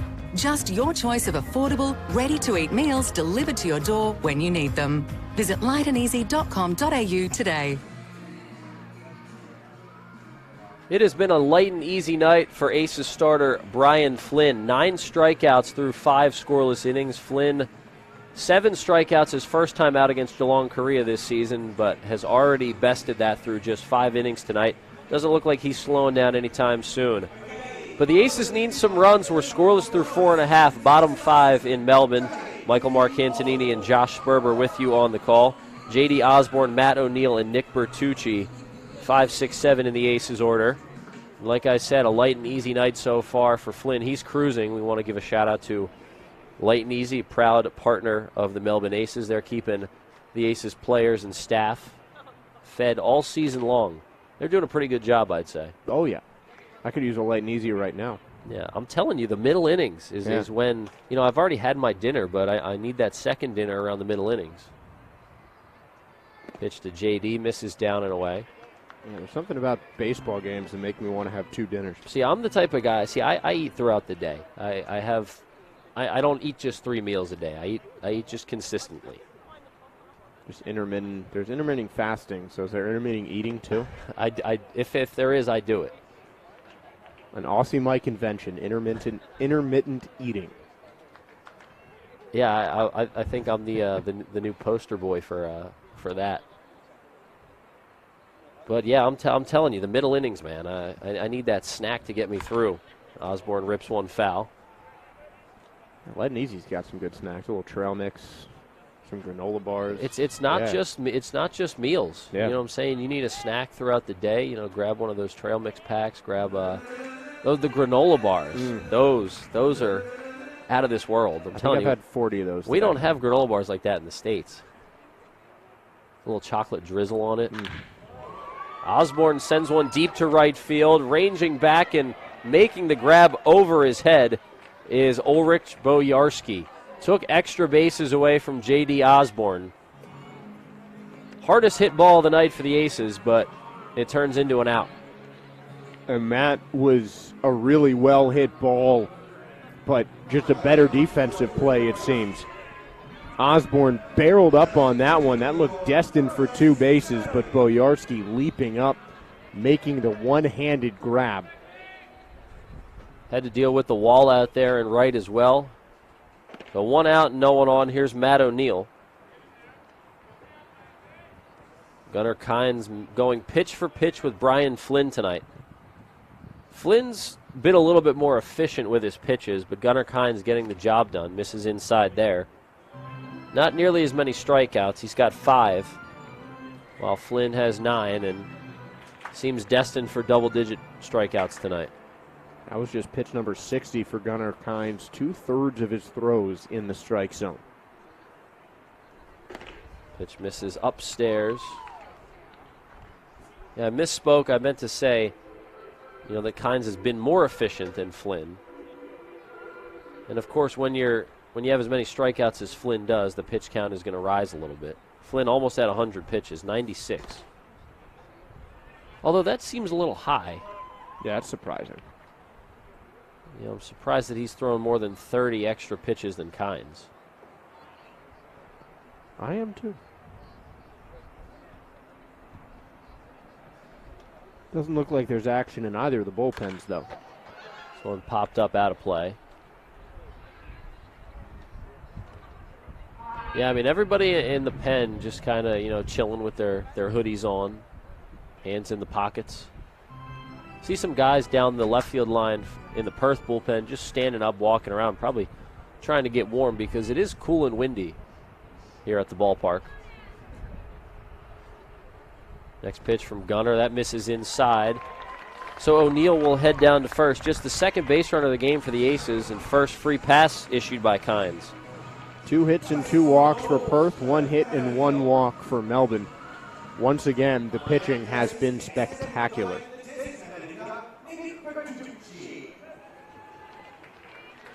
Here's Nick Bertucci, teenager playing in the ABL this season. We mentioned it his last time up. This is an excellent tune-up for him to go play college ball in the States, getting to see some pro arms.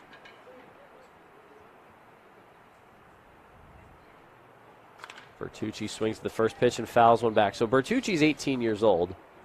The guy in center field for Perth played 13 years in the big leagues.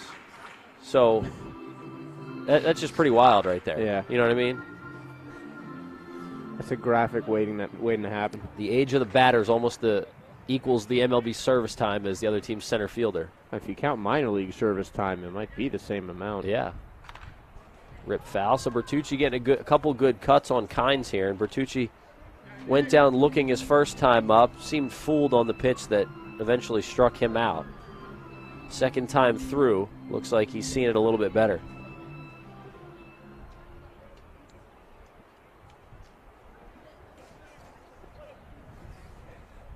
Tall right-handed hitter ready to go. Kynes on the mound is set. Next pitch. Well, it sounded like he broke his bat. Slow roller to second. Over to second for one. Not in time on the return throw to first. So the Heat get the lead runner. O'Neill will head back to the dugout. That's the second out of the inning. Nice play by Cosma to come up on that one and pivot and throw to second. As that play developed, I'm thinking, they're not going to have time to go to second for the lead runner. But then I remember there's a former big leaguer out there, and, if he's got any time at all, he's going to get that lead runner. Yeah, great speed out of the box by Bertucci and great speed coming off of first, but really smooth from Pete Cosma to get the lead runner instead of needing to go to first base. Here's Ryan Dale. He flew out to right his first time up. That pitch looked good on the outer half, but he takes it for a ball, 1-0. Well, you mentioned it, Josh. The baseball sky here tonight is fantastic. Especially over the right field fence off in the horizon. Dale tried to check his swing. He tipped it foul. Josh, I got to get a picture of this as well, Josh, because with all the rain that we've had here in the Melbourne area, I don't know when I'm going to get another chance. So I got to take advantage of it. We get a nice view from our camera behind home plate here. Creeping over the tree line. See if Ryan Dale can find a gap and bring home the first run of the ball game. Aces and Heat knotted at 0. Lazy fly ball to right. That will not do it. Boyarsky makes the grab. And through 5 full in Melbourne, no score between Southwest Division rival Perth and Melbourne. Top 6 after this. Keep it locked right here on the Aces TV network.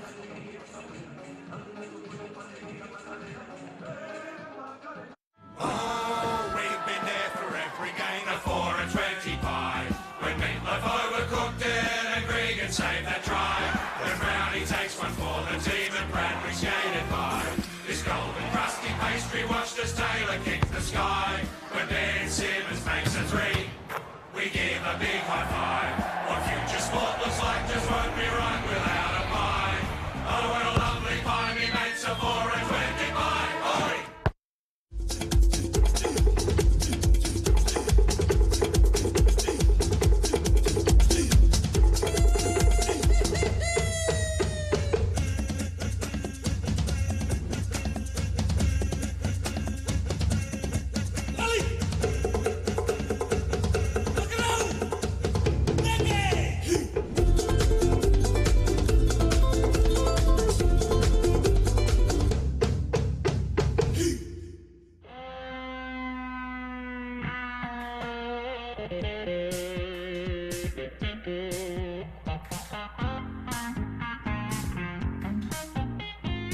One Love is there for the moments with the people you love the most, to share the highs and the lows together.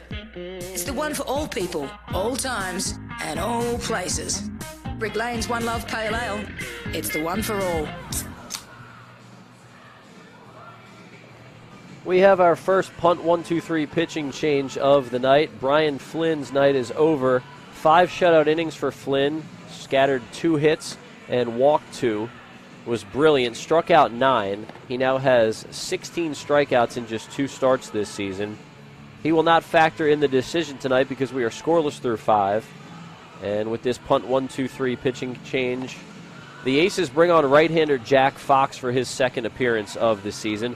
Fox pitched in the season opener this past Friday night, gave up a couple runs in 2 2/3 innings of work, had worked 2 2/3 scoreless innings in relief in that game, but then gave up a 2-out, 2-run home run to Song Chan Oi, who eventually hit 3 homers in the 3-game series between Geelong, Korea, and the Melbourne Aces. So Fox back out for another outing. See if he can throw up a 0 here in the 6th. Fox gave up 5 hits in 2 2/3, and all 5 of those hits came in the 3rd inning of work for him that night. Struck out 3 and did not walk a batter in his first outing. Comes to the Aces after 2 years in the American Association. First pitch of the inning is sent out to right, and Pete Kozma is quickly retired here in the top of the 6th. That brings up Josh Reddick, 0 for 1. He walked in the 3rd, flew out to right his first time up. And just a nice start for Jack Fox. Really the one blemish in his last outing was a Song Chan Oi home run. Other than that, he pitched really solid in his first appearance in the first game of the Melbourne Aces season. 3 earned runs for Aces relievers in 11 innings of work through 3 games. A lot of work so far for the Aces bullpen. A lot of that thanks to the 13-inning game against GK. 1-0. Tough one in on the hands of Reddick. Handled over at second by Dale, over to first. 2 up, 2 down for Fox. Just 3 pitches in this inning and 2 outs already. And that last one's got to feel really good. It's not a swinging strike, but you get a major leaguer to go around on a pitch high and tight and a weak grounder. Really nice work from Jack Fox there. See if he can make it a 1-2-3 inning. Now, Jack earlier in the week was a guest on the Australian Baseball Brief show as Sam Brief, the broadcaster for the Brisbane Bandits, hosting that for the ABL. And he had Jack on as a guest. And one of the things that Jack said was that he's looking to work on his fastball and curveball command while he's out here. He wants to work on pitch sequencing as well. I mean, it's got to be pretty easy for him to be able to work on some things out here with the coaching staff that he has to help mentor him. Peter Moylan, the manager, John Diebel, Mr. Baseball in Australia, Graham Lloyd, just to name a few of the guys on this staff. Graham Lloyd, who's managing tonight, what did he do in his big league career? Just won a couple rings with Jeter and the Dynasty Yankees. Yeah, no big deal. You got about 18 years of major league pitching experience helping you out. I mean, it's all right, I guess. Next pitch from Fox. Good, tight slider there. And you don't want to get me going on those late 90s Yankees, boy. Those are the teams that got me to really fall in love with baseball. Yeah, I mean, I grew up a Phillies fan, but, I always rooted for the Yankees from a distance because Jeter was my favorite player growing up. Another pitch from Fox on the outer half, and he's got a strikeout. He also has a 1-2-3 inning under his belt. Caminero goes down looking. It's an easy, perfect inning for Jack Fox here in the 6th. Bottom 6 after this. We'll see if the Aces can get on the board. Keep it locked on Aces TV. For over 40 years, All Green Nursery has been providing the communities of Melbourne's western and northern suburbs the best advice and results for their gardens. Our retail centre, indoor plant space and expansive nursery floor showcases over 150 varieties of vibrant plants, most of them grown locally right here in Werribee South. We have qualified horticulturalists on site to help assist with all your gardening needs, and our home decor section is stocked with a full range of quality options. All Green Nursery, your local plant nursery and garden centre. Visit our sites in Hoppers Crossing and Epping.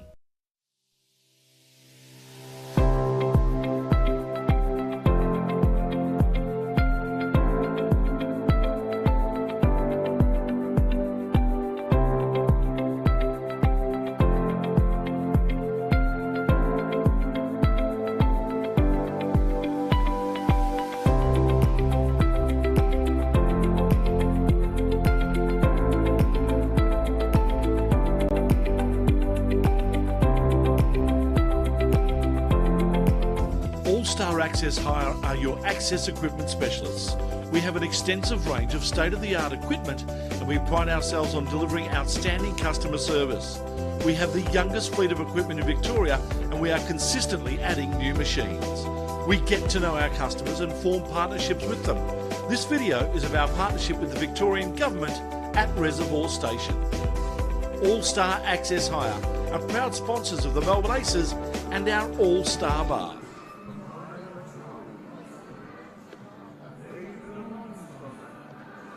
A little past 8:30 local time in the Melbourne area as we take a look at this fantastic baseball sky off in the distance beyond Melbourne Ballpark. Michael Marcantonini, Josh Sperber back with you on Aces TV.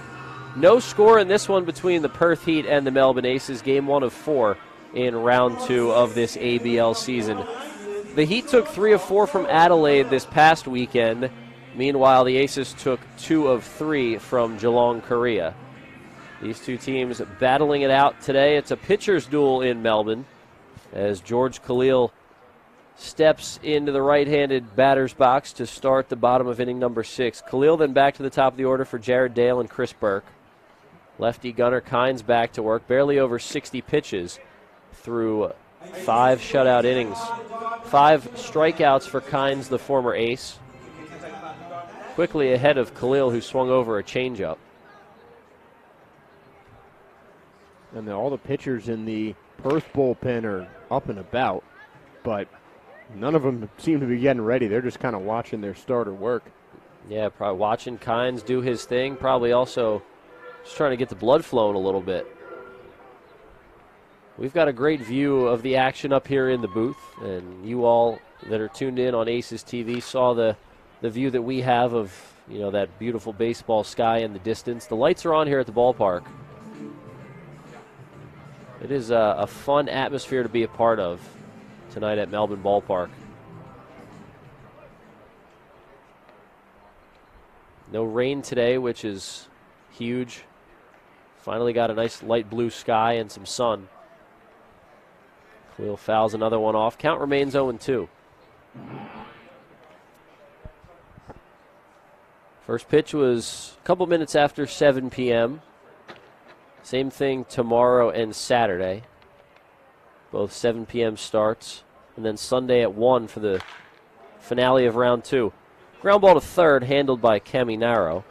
Throws across the diamond, 1 up, 1 down in the 6th. And back to the top of the order. The Aces will send Jared Dale up there for a third time tonight.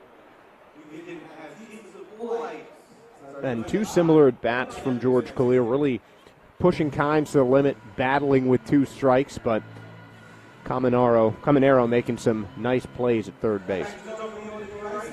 Dale struck out looking in the first, worked the count full, but then went down, and then tried to bunt to lead off the 4th, but popped up to the catcher Hall, and there he swings over a curveball way ahead.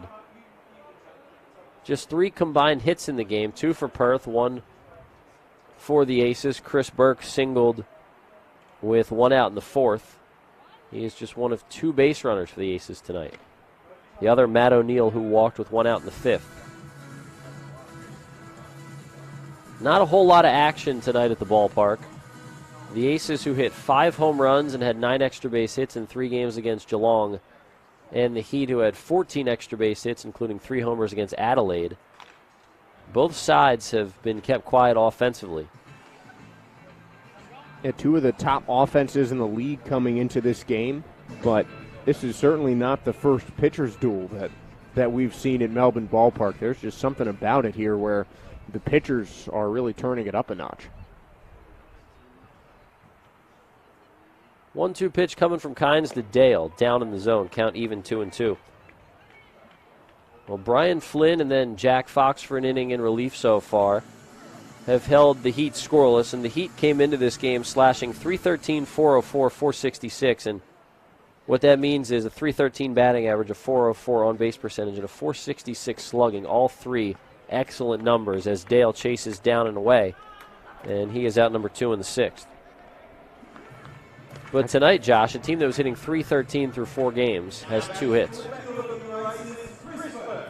And 6 strikeouts now for Gunnar Kynes on that pitch, but I mean, that's really been the story of mainly the season. Just a lot of long scoreless stretches, and Gunnar Kynes continuing the success of starting pitching here at Melbourne Ballpark. Chris Burke has the only hit of the night for the Aces. We'll see what he can do as he sends one up the middle. But the shortstop Vasquez was positioned perfectly over to first. Another 1-2-3 inning for Gunnar Kynes. It's his 4th of the evening. We've completed 6 innings at Melbourne Ballpark. I'll send it back over to Josh with the play-by-play after we go to the top of the 7th after this on Aces TV.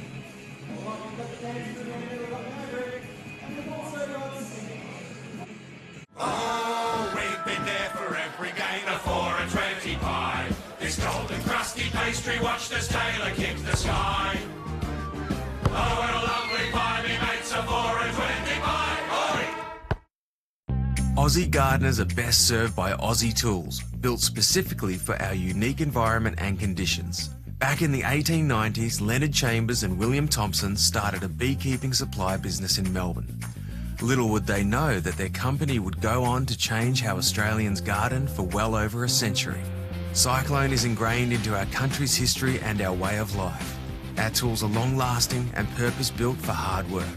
We've been making quality tools for over a century. They last that long, you can hand them down to the next generation. Good, quality, honest product that the Australian people have grown to love. It's not an Aussie shed compared to Cyclone. My biggest takeaway of being here for 34 years is just sense of pride in the product. Australians buy good products.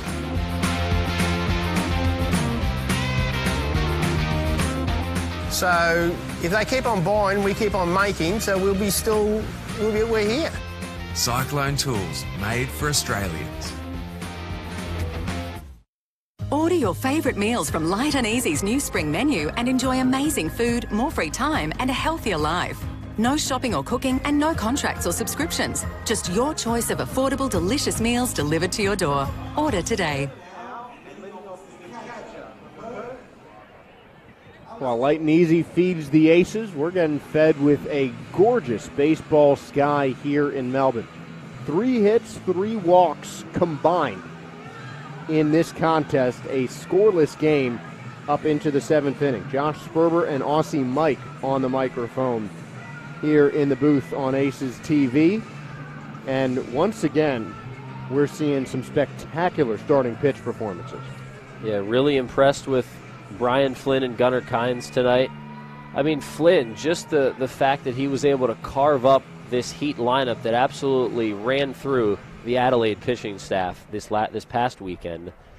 You know, the fact that the strikeout pitch was working early and often and he kept it going, and then Gunnar Kynes has really kept Aces hitters off balance today.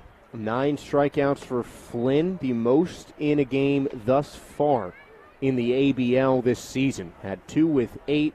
Dan McGrath led a contingent of multiple players with 7 punch-outs in a game, but Brian Flynn's 9 strikeouts currently the best mark. Jack Fox ended off the 6th inning with a strikeout of his own, and he's 1 pitch closer to another one. 1-1 the count to Alex Hall, the switch-hitting catcher, as he grounds this one to first, and that is going to roll foul.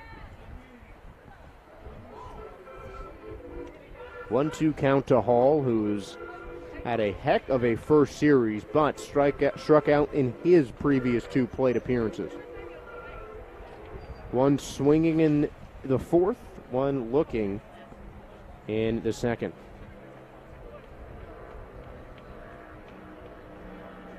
Fox pitching exclusively from the stretch as a 1-2 count and deals. That sliced high and foul. Count will stay 1-2.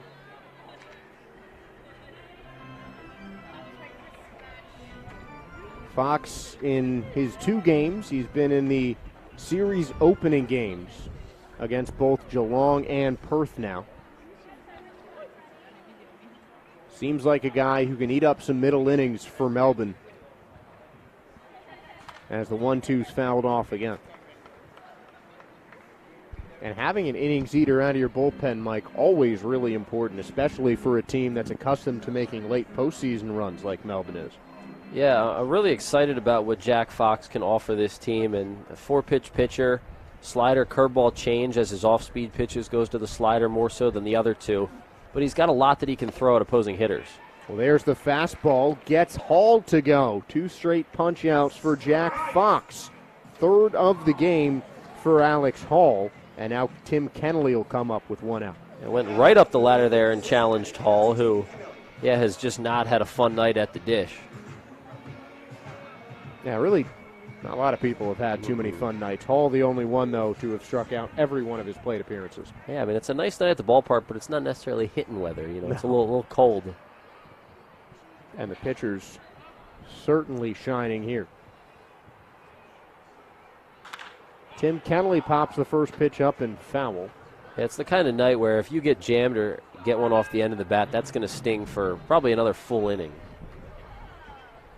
That's why I saw a couple of fans ducking for cover after that foul ball.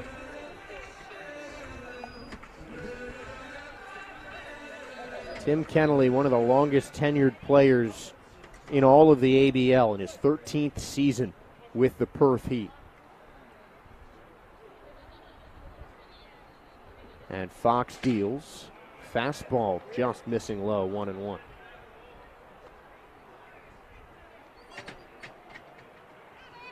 Played all previous 12 of his seasons with the Perth Heat. A guy who has done just about everything you can do in the ABL. Tries to hold up his swing, appeal to first, and Ian Gavin says no. So it's a 2-1 count to Kennelly. 35 years old, still getting some time for the Australian national team, and still a fixture in this Heat lineup. Way out in front of that breaking ball. Jack Fox fools the wily veteran, and it's 2-2. Yeah, we've talked a lot about the guys in Melbourne who have been around a while. Darryl George, Ryan Dale, Jared Cruz, but 13 years. And playing it all with one team. That's impressive and pretty cool to see. And Fox, 2-2. Outside with the fastball, fills up the count.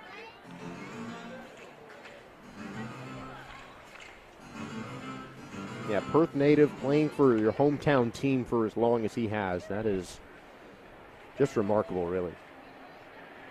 Payoff pitch. Outside again, and Kennelly on bases for the first time. Fox walks his first batter, and Perth gets their first base runner since the 3rd inning. Tim really grinded out that plate appearance right there. Fell behind and then worked his way, worked it back in his favor and drew the walk. Laid off a couple really tough pitches in the outer half.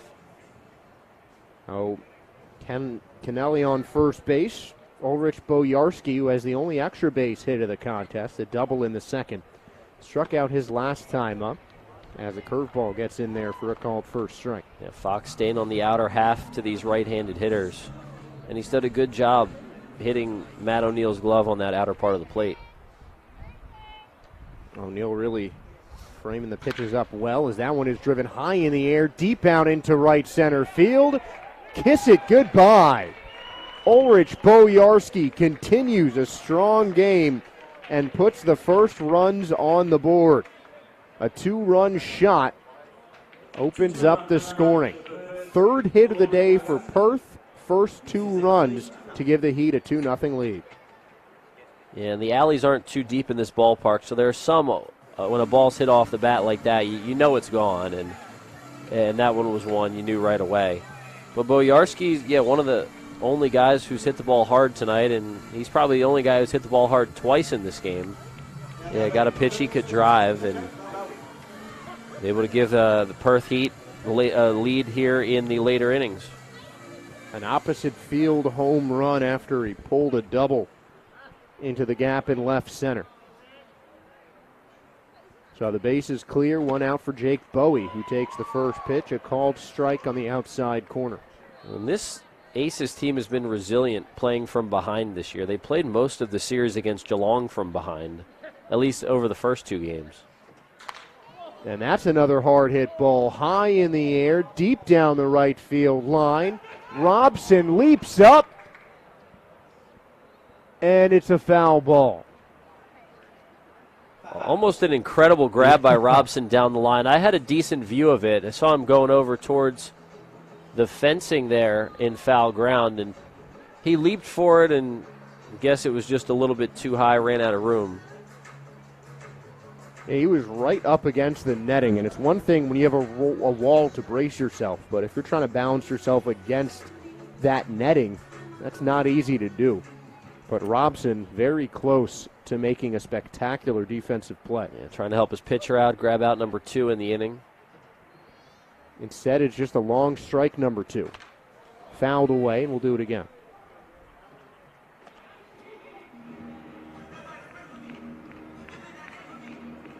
Then you take a look at, looks like it's Kennelly just explaining how close Robson was to making that catch. With Boyarsky, the home run hero for Perth. 0-2 again. Outside. Fox wastes one, and it's 1-2. Bowie struck out in his last time up. Strikeout swinging against Brian Flynn in the 5th.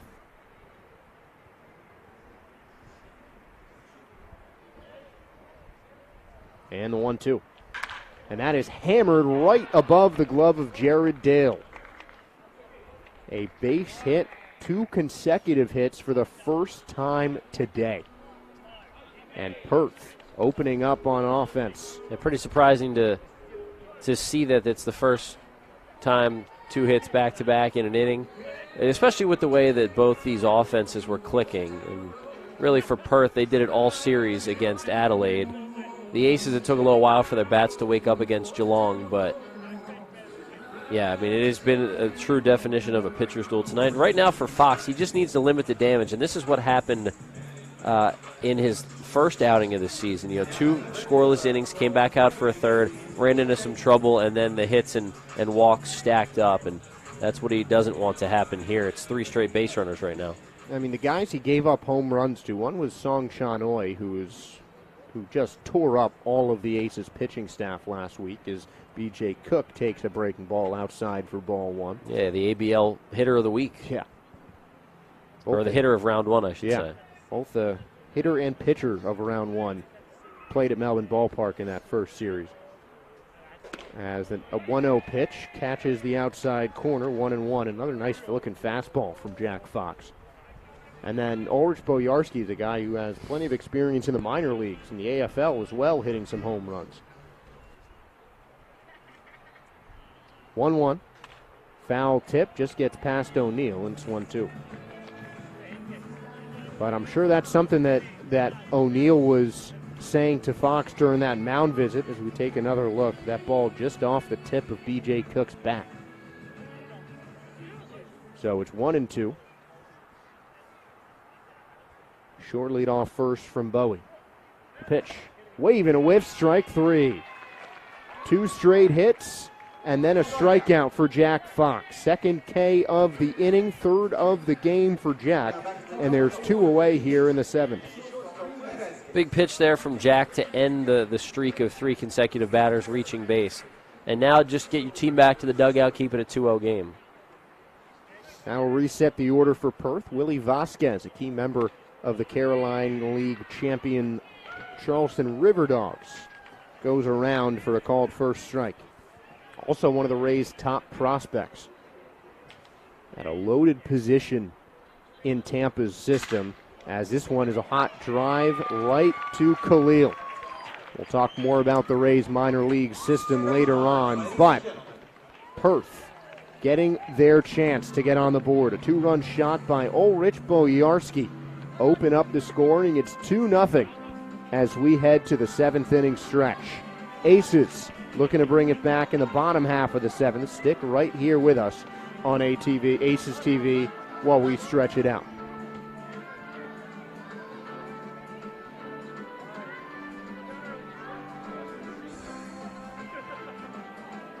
For over 45 years, Hobson's Bay Dental has delivered the best results through continually updating their skills and technology. Dr. Andrews and his team also take great pride in treating patients like family. Melbourne Aces players trust their teeth to Hobson's Bay Dental, and you should too. Business Network International is flourishing across Melbourne's west and Geelong. Local businesses, including the Melbourne Aces, join BNI for professional development, networking opportunities, and to increase business prospects. Find your local BNI chapter to tap a wealth of resources and join a winning team. Speaking of winning teams, while the Aces stretch it out, take a look at Ed Wyatt's experience in the Cyclone Tool Shed down the left field line.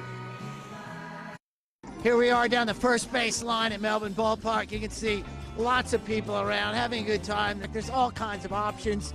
Look at this. People enjoying pizza, looking pretty good. Good pizza. Look at that. She doesn't want to be in the shot. That's okay. She's having a great time with her pizza. You can always watch the game from the All-Star Bar, which is down the first base line. Get a drink, get some food. So there you go, the All-Star Bar, just one of many places you can watch a game here at Melbourne Ballpark. For the first time, the Perth Heat will make a pitching change, which is brought to you by punt123.bet.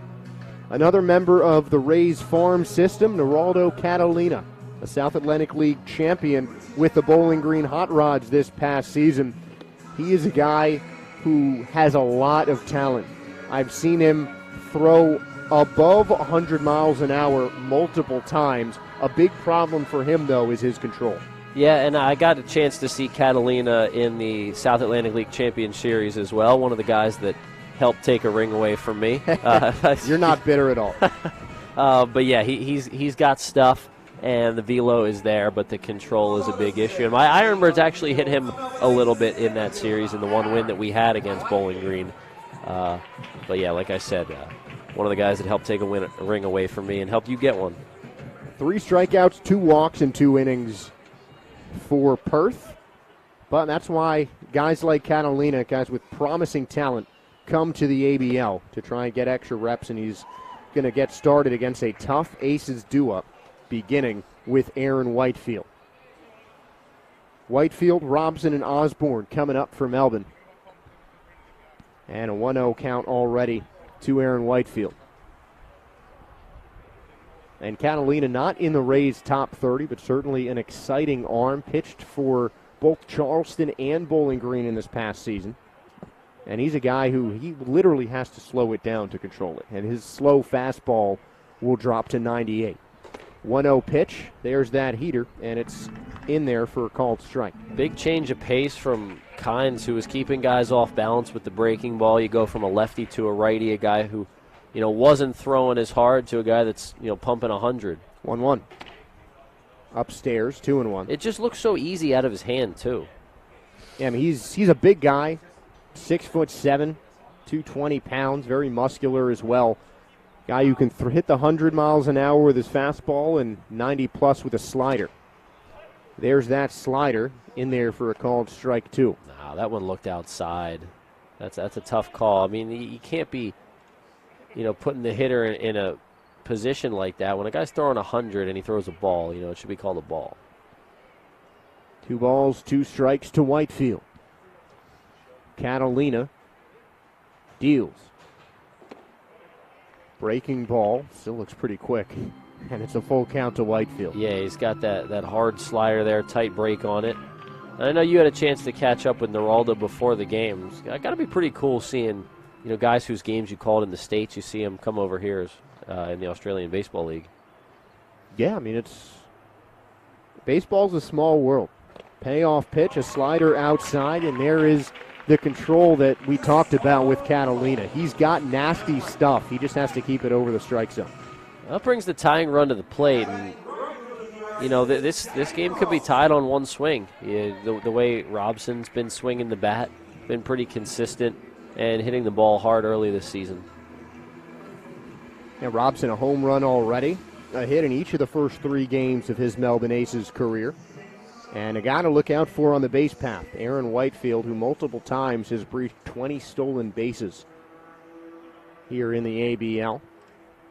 First pitch to Robson, fastball up and in, and it's 1-0.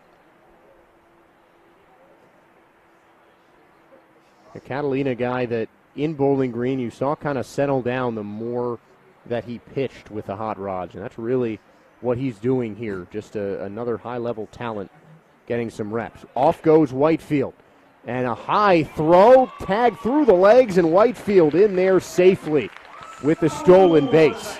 Geraldo Catalina, not an easy pitcher to run on. Helped by the throw, but Aaron Whitefield gets the first swipe of his season. Yeah, Whitefield, he can make so much happen on the base paths. And right now, only one hit on the board for the Aces. They got to take advantage of what they can get. So they get a walk, and Whitefield gets himself into scoring position. And it looks like if you saw that replay, a good throw wouldn't have had him there. And Whitefield, you saw what he was able to do in that 13-inning game. Stole 2 bags against Geelong, Korea. And the one time where he stole third and extras, you figure, all right, now they're going to get him in and push across that winning run. Didn't happen, but still, he puts the pressure on the defense.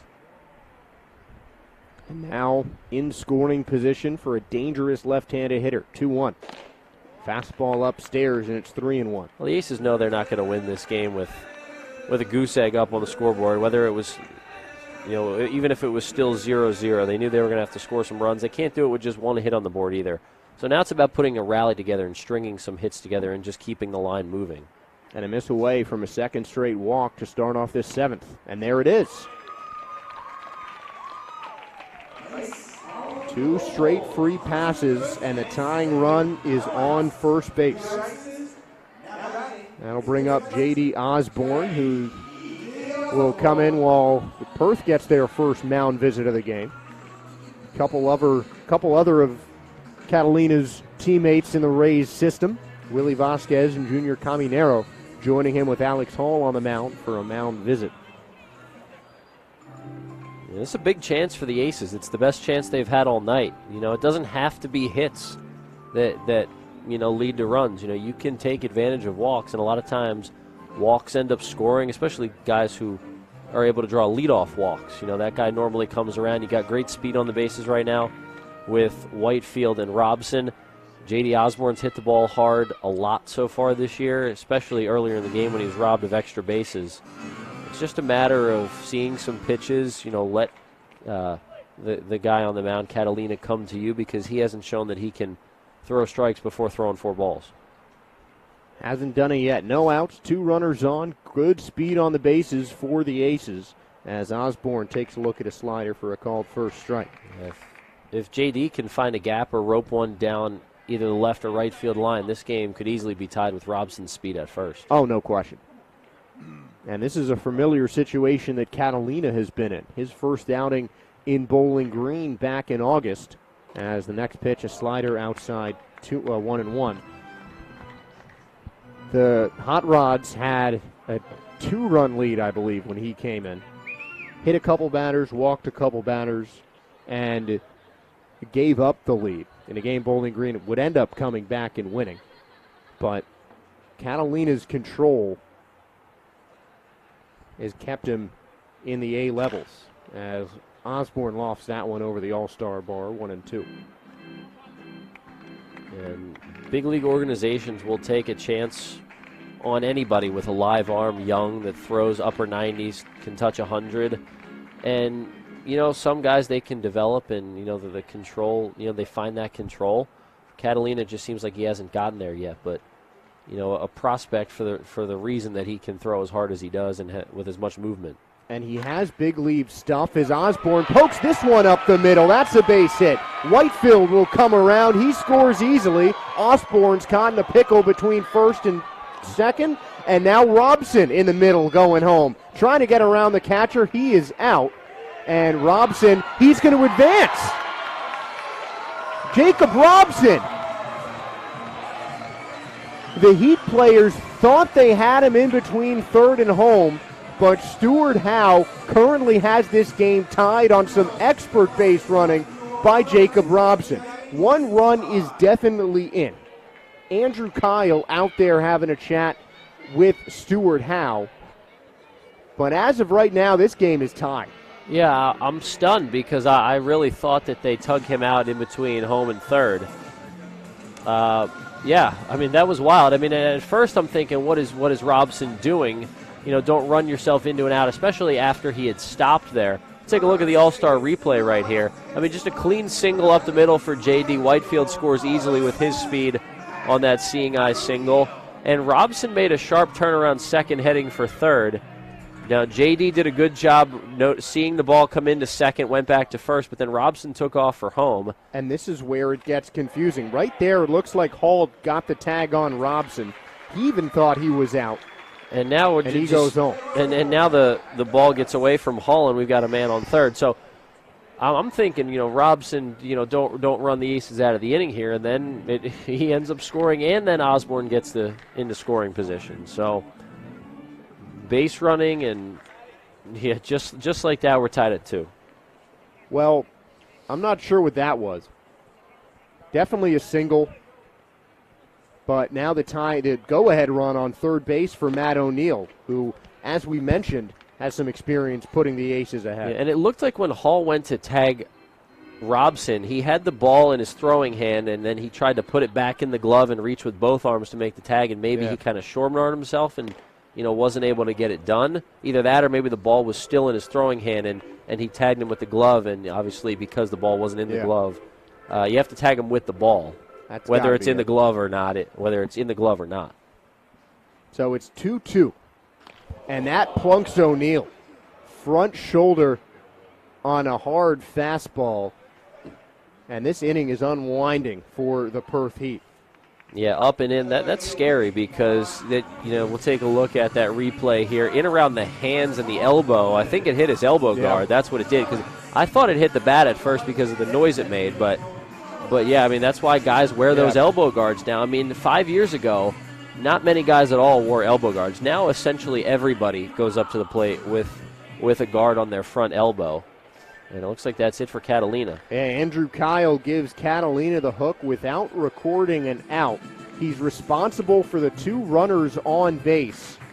And the Melbourne Aces take advantage of Catalina. Don't forget the RBI single by J.D. Osborne as well. So we'll get a punt 1-2-3 pitching change. Update you as soon as we see who that is. Got a left-hander coming for Perth right now. As we take a look at J.D. Osborne having a conversation with the Aces third base coach. And another look at the run. Well, Catalina's rough inning there. That takes away a win possibility for Gunnar Kynes, who was so good. But, yeah, taking a replay, looking at the replay from the other angle, Hall had the baseball in his throwing hand, and his glove was empty. He tried to get the ball back into the glove to make the tag with 2 hands, but Robson eluded that. He might, the glove might have brushed Robson's jersey there, but because the ball wasn't in it, that doesn't count. It doesn't count even if the ball's in one hand. You can't just tag with the glove, and it doesn't work that way. You have to be tagged with the ball, whether the ball's in your bare hand or whether the ball's in the glove that you get tugged with. So that's what happened there. Robson, I'm the expert base running is the way you described it. Let's go with that. And good communication. Someone had to have told him that the ball was not in the glove when he got tagged, because he felt the glove on the back of his jersey.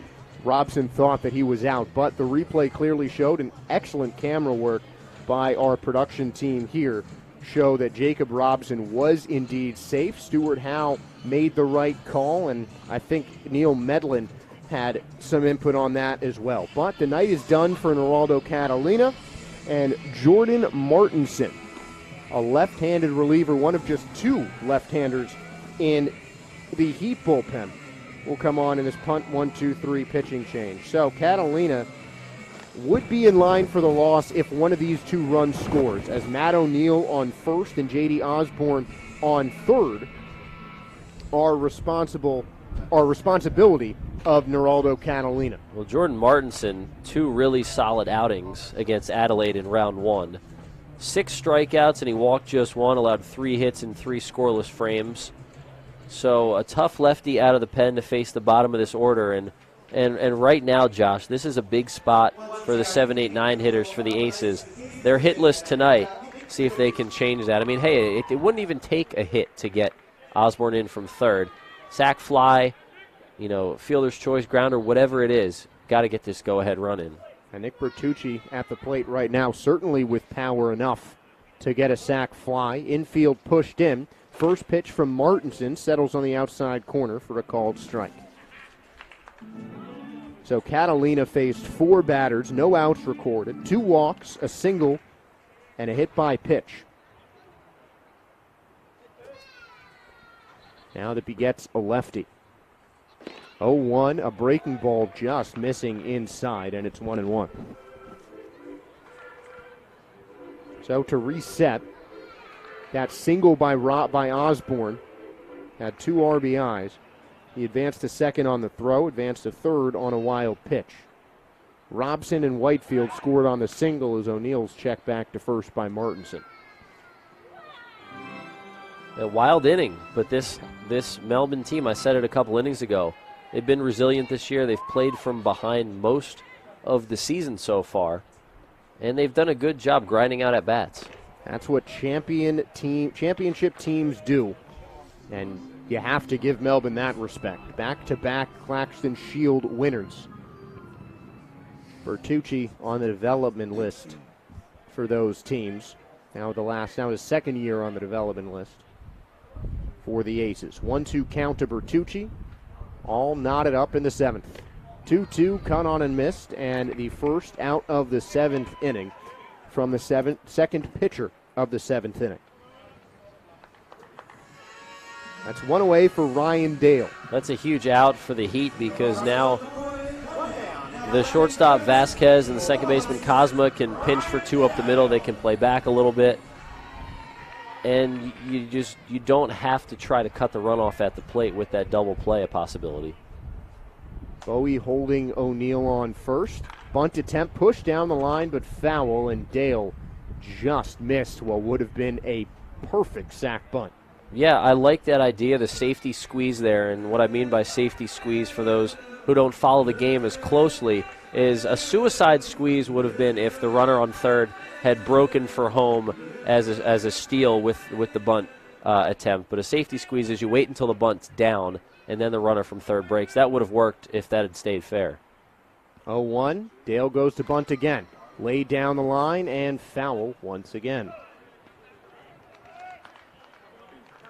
2 bunts that were just centimeters, millimeters even. I really like the idea with the left-handed pitcher that falls off towards the third base side of the rubber. The first baseman, Bowie, is holding on the runner at first. There's a lot of room on that right side that you can push a bunt to, and not only would it bring in a run, it could be a base hit. And we've seen the Aces try to bunt with 2 strikes. Let's see what the veteran Graham Lloyd, who's filling in for Peter Moylan tonight, is going to call here. 0-2. Dale gets the swing away, fouls it into the netting down the right field line, and we'll do it again. Just a ball hit hard on the ground that can sneak through into the outfield. A softly hit ground ball in the infield that's too slow to turn 2 on. I mean, there's a lot of ways that Dale could get this run in without hitting the ball out of the infield, but contact is key here. You don't want to pop it up. A sac fly would work. 0-2 for the second straight time. Dale lets it go, and that misses low, 1-2. I'm not rhyming on purpose, I promise.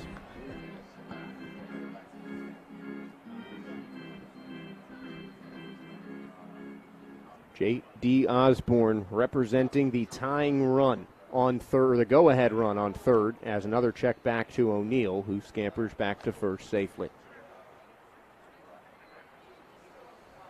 Ryan Dale, one of the most experienced aces. With Darryl George off the roster, he is the most experienced member of the Aces. 1-2. Breaking ball low again, and it's 2-2. 2 really good takes from Dale there, a guy who's played a lot of baseball in his life. Those are really tough pitches to lay off, and he did on both of those breaking balls from Martinson. A couple of years in the Royals minor league system. 10 years now in Melbourne. As Jordan Martinson very concerned with Matt O'Neill at first base. 2-2 count, 2-2 the score. One out here in the bottom of the 7th. Go-ahead run on third for Melbourne. The pitch.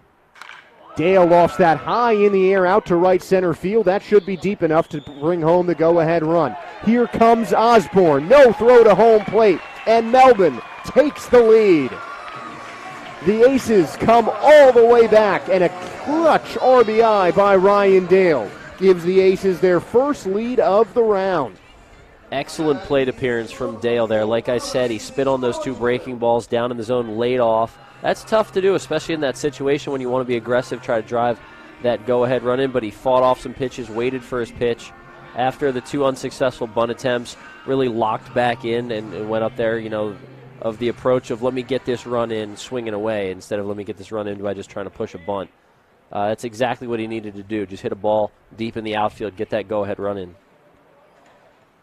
First pitch now to George Khalil, misses upstairs 1-0. So the inning's done for J.D. Osborne, who comes back in the dugout with the go-ahead run and the game-tying 2 RBIs. Not bad. 1-0 to the shortstop, Khalil. O'Neill taking the lead off first, and Khalil cuts and misses on a fastball, 1-1. 3-2 now, the lead for the Aces. Their second in-game comeback.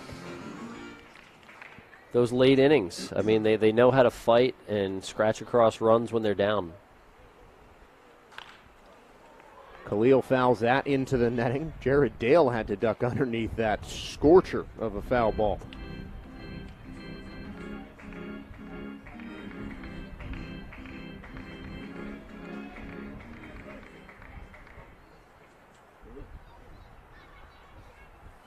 One-two to Khalil. Breaking ball curves inside. O'Neill's going to scamper to second as Hall couldn't find it. Slide feet first, and he's in there. Good base running by Matt O'Neill to advance to second on what should be a pass ball. Yeah, really good awareness to be able to get into scoring position there with 2 outs in the inning. Looking at the replay, a good throw would have had him, but Hall threw it to the wrong side of second and made it tough on Cosmo to try to dive back to make the tag. But we've seen a lot of that tonight. Alex Hall has not been on point with his throws to second base on steal attempts or on the couple of wild pitches and pass balls. Doesn't matter, though, as a called strike 3 sits Khalil down to end the 7th inning. But the Aces retake the lead. A 2-run homer for the Heat in the top half, the bottom half. Aces come all the way back. 3 runs on 1 hit with 1 left. 3-2 Aces. We'll head to the 8th. Oh, we've been there for every game of 4 and 25. When Meatloaf overcooked it and Gregan saved that try. When Brownie takes one for the team and Bradbury skated by. This golden crusty pastry watched as Taylor kick the sky. When Ben Simmons makes a 3, we give a big high five. What future sport looks like just won't be right without a pie. Oh, what a lovely pie, me mates are 4 and 25. Oi!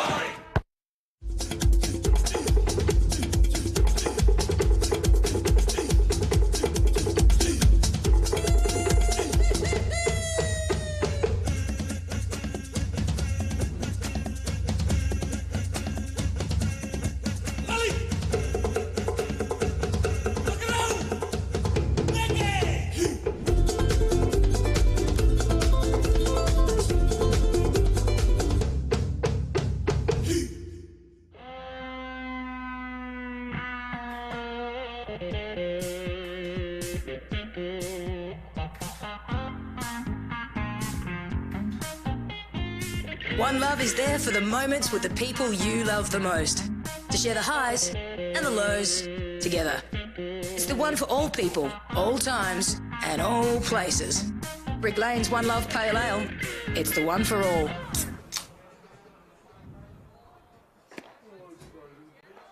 We've got a new pitcher on the mound for Melbourne for the second time. Second pitching change brought to you by punt123.bet of the game. For the Aces, Jack Fox makes way for Evan Rutsky. He pitched a scoreless 1-2-3 inning against Geelong in his only relief outing. And one of the most experienced players on this Aces squad is in there for the 8th for Melbourne. Spent 8 years in the Yankees minor league system and has played for Team Canada, for multiple leagues in a variety of different countries in his long baseball career. 3-2 the score, Melbourne in the lead. And Jack Fox now in line for the victory despite giving up that 2-run shot to Ulrich Bojarski. That was really his only mistake of the day. 1 walk, 3 strikeouts for Fox. As we take a look at the reason the Aces have the lead. A sac fly into right center off the bat of Ryan Dale. J.D. Osborne, an easy run home, not even a throw. And Melbourne up 3-2. Osborne scored the go-ahead run, drove in the tying 2. Despite the fact that the Aces have been out-hit, they have a lead. Now Rutsky has a tough do-up, though. 2 former Major League players, about 20 years of Major League experience between Pete Kozma, who swung at the first pitch. Appeal down to the third base umpire in Neil Medlin confirms it. And then Josh Reddick, a World Series champion in 2017 with the Houston Astros. And then Junior Caminero, one of the top prospects in the Rays system, coming up after him. 0-1. A nasty cutter from Evan Rutsky, and it's a quickly 0-2 to Pete Kozma. He has been foiled by the Aces pitching staff, and just another look at that breaking ball, catching the outside corner, cutting in on the last second. Kozma reached on a walk in the third, though, 0 for 2 otherwise. Here's the 0-2. Just missing low on the slider, and it's 1-2.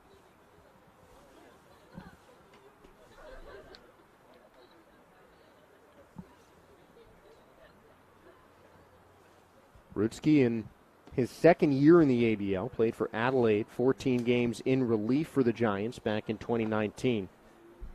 And a scoreless frame with a strikeout against Geelong last week. Inside breaker, count evens at 2-2.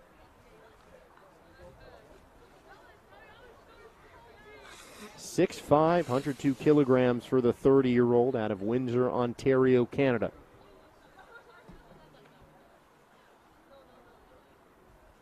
And a 2-2 to the former major leaguer in Pete Kozma. The pitch. Hit on the ground, but right at Khalil. Easy play for the Aces shortstop, and out number 1. Aussie Mike back on the broadcast as Kozma grounds out to short for the second time today. Yeah, great job by Ruski to get the lead man here in the top of the 8th. And anytime you score a run, you want your pitcher in the next half inning to get a shutdown frame, especially when you go from down 2 to up 1 late in the game. So Rutsky doing a job, and like you said, getting a former big leaguer out, he's got a chance to do it again here. And Reddick, an almost identical stat line to his teammate Pete Kozma. Both walked in the third. Both flied out to right and grounded out in their other 2 plate appearances. Called first strike, and that slider looks really good for Rutsky tonight. 0-1. He is not afraid at the big league resumes of Reddick and Kozma. With Junior Caminero showing off the chains and the Rays logo in the on-deck circle. 0-1. High fastball, 1-1. Looked like a challenge pitch, and may have scared Reddick off the plate a little bit.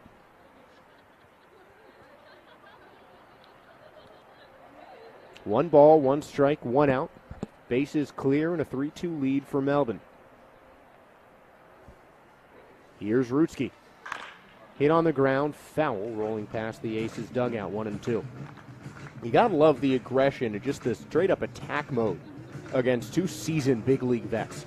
Yeah, I mean, that's what you have to do in this situation. Pitching with the lead, you can't go up there pitching scared, trying to nibble around the corners, work around guys and get them to get themselves out. Go right at them, and that's what Rutsky's doing. He's been around long enough. He's got the stuff to do it. Going after one of the elder statesmen in the ABL, the 35-year-old Reddick. 1-2. Outside, count 2-2.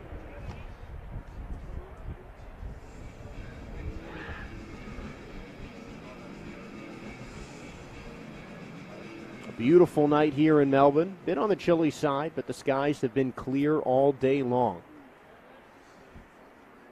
Now the 2-2. That one is launched high in the air out to right center field, but that settles up easily for Robson, but it's actually Whitefield who comes in and makes the grab. The center and right fielder for Melbourne kind of touch gloves, but it turns out to be an F8 for the second out in the 8th. Yeah, big out right there. Just a lazy fly ball high up there, able to make the grab. Was Whitefield taking charge out there in the center. Center fielder does get the right to call off anyone in the outfield. And Aaron Whitefield, a former Defensive Player of the Year in the ABL, makes that call. First pitch to Caminero, cut on and missed, strike one. And we've talked a lot about the Rays' influence on this league. They have a deal with Perth to send their prospects to the Heat, and they did that with their 17th ranked prospect, a Carolina League champion with Charleston this season. 0-1 breaking ball, misses 1-1. And earlier, I think it was yesterday actually, it was announced that Curtis Meade made the Rays 40-man roster, their top-ranked hitting prospect according to MLB Pipeline. One of two third basemen ahead of Caminero in the Rays prospect rankings. The other one, Willie Vasquez, who's also a shortstop, which is where he's playing tonight.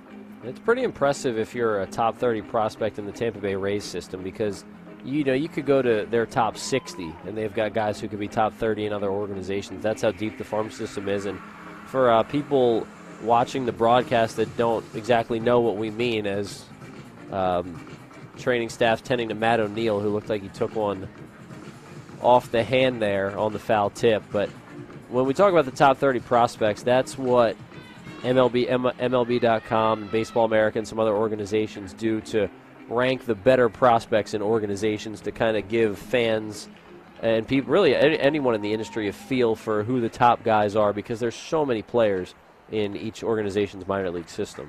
Matt O'Neill appears to be all right. Tossed the glove off after catching that last breaking ball. Might have gotten a little bit of the bat on it as well. Upstairs fastball, 2-2.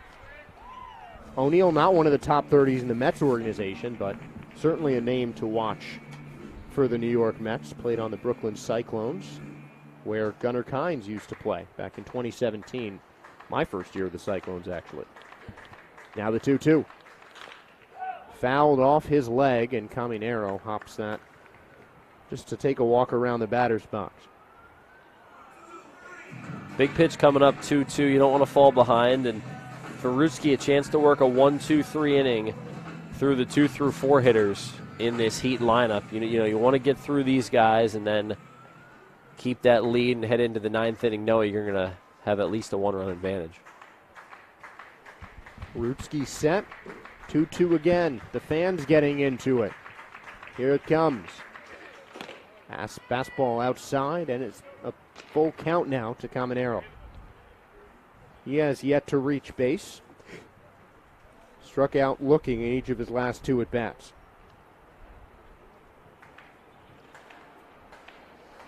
Payoff pitch. Slow clap from the fans. Fouled away again. Caminero. A well-executed at-bat. Really taking Rutsky deep into the count here. The count same as the score. Aces lead 3-2, and it's a full count to Junior Caminero. Here comes the payoff once again. Called strike 3. Evan Rutsky. Huge strikeout, huge 1-2-3 inning. Caminero doesn't like it, but that's the end of the top of the 8th inning. Down in order go the Heat. And we'll head to the bottom of the 8th, where the Aces look to extend their lead. 3-2 Melbourne here on Aces TV. At the Sporting Globe, we're a little different to other pubs and bars. We have more than just cooks, we have chefs. We have more than bar service, we have table service. We have more than specials, we have specialties. We have more than live sporting events, we have atmosphere. And we have more than customers, we have fans.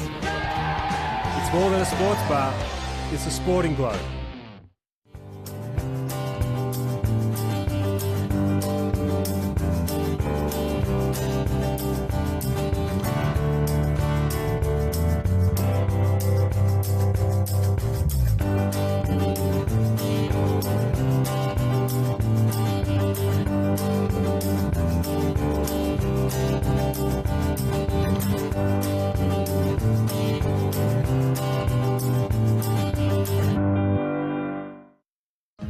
Light and Easy's award-winning healthy meal delivery service features over 235 delicious breakfasts, lunches and dinners for everyone to enjoy. From those who want to lose weight to those who want to gain more free time. From those who want to be a little healthier to those a little older who want to age well. There's no shopping or cooking and there's no contracts or subscriptions. Just your choice of affordable, ready-to-eat meals delivered to your door when you need them. Visit lightandeasy.com.au today.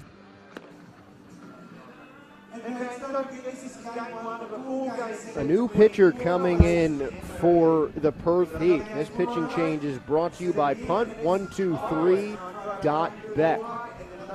Juan Rodriguez, another Rays farmhand, will come into the game to try and hold this at a one-run contest. 3-2 the score. Aces lead, and they bring the top of their order to try and add to their lead. Yeah, Juan Rodriguez, tough start to his season. 3 earned runs on 5 hits in an inning and 2/3 against the Adelaide Giants in 2 appearances. Walked 3 and did not strike anyone out. So he's looking to better that here tonight. The Aces are looking to help his ERA creep a little bit more upwards. Doesn't have an easy part of the order to do it in, though. Jared Dale, Chris Burke, and Aaron Whitefield, who scored the first run of the game for the Aces, are due up to start the 8th inning. Dale still looking for his first hit of the season. Chris Burke has a single, and Aaron Whitefield walked, stole a base, and scored his last time up. ABL baseball on Aces TV all season long. We got another game against Perth tomorrow. Dan McGrath is going for the Aces after a stellar opening start on Sunday. First pitch to Dale, catches the outside corner for a called strike. A fastball from Rodriguez.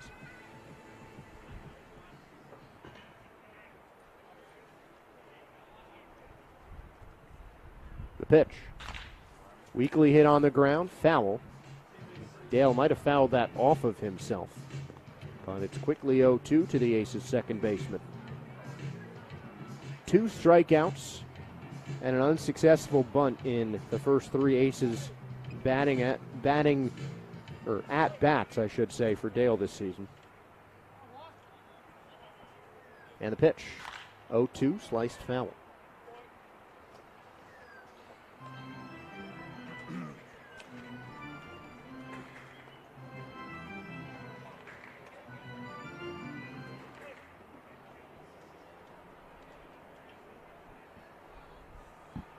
The 0-2. Hit up the middle. Vasquez charging. One hand. Fires. Pulls the first baseman off the bag, but Bowie slapped the tag on Dale for out number 1. Yeah, Bowie did a nice job finishing that play off. Take a look at the all-star replay here. Great at bat by Dale. He really grinded it out, but just hits a topper to short. Good hustle to first. He had the play developing in front of him, and if it weren't for that tag for Bowie, he would have been safe there. But Bowie, a good job to come off the bag, the awareness to come off and not try to stretch and let that ball get thrown wide, and then he's able to apply the tag. A tough play by Vasquez. The throw not easy as Burke pulls back a bunt. Doesn't matter. It's a called strike anyway. Burke has already had a couple of big singles in this young season. Extended the game, leading off the 13th on Sunday morning with a single. And then the first hit of the day for Melbourne back in the 4th. Also stole second base. 2 swipes and 2 attempts for Melbourne thus far. They have made the most of the limited opportunities they've had with runners on base. 1-1's lined into center, and that's going to bounce in for another base hit. 2 similar-looking singles for Chris Burke, his first multi-hit game of the season. Really solid approach, just staying up the middle, and like you said, almost identical to the last hit he had, but just staying in the middle of the diamond, not trying to do too much with it. Gets a pitch that he's able to, hit hard, and he did. You can see why the infield was shifted, kind of pinched up towards the middle for Burke. Now it's Jacob Robson in the on-deck circle, and multiple-time Helms Award winner Aaron Whitefield up at the plate with 1 out. Fastball on the outside corner, called first strike. Whitefield still looking for his first hit as an ace, but he's come up in some key moments already for Melbourne. Yeah, he has. Game-tying sac fly in the bottom of the 9th inning in Game 2 against Geelong. And he hits the ball hard when he gets his bat on the ball. Quick throw to first. Burke slides in. Pickoff attempt unsuccessful.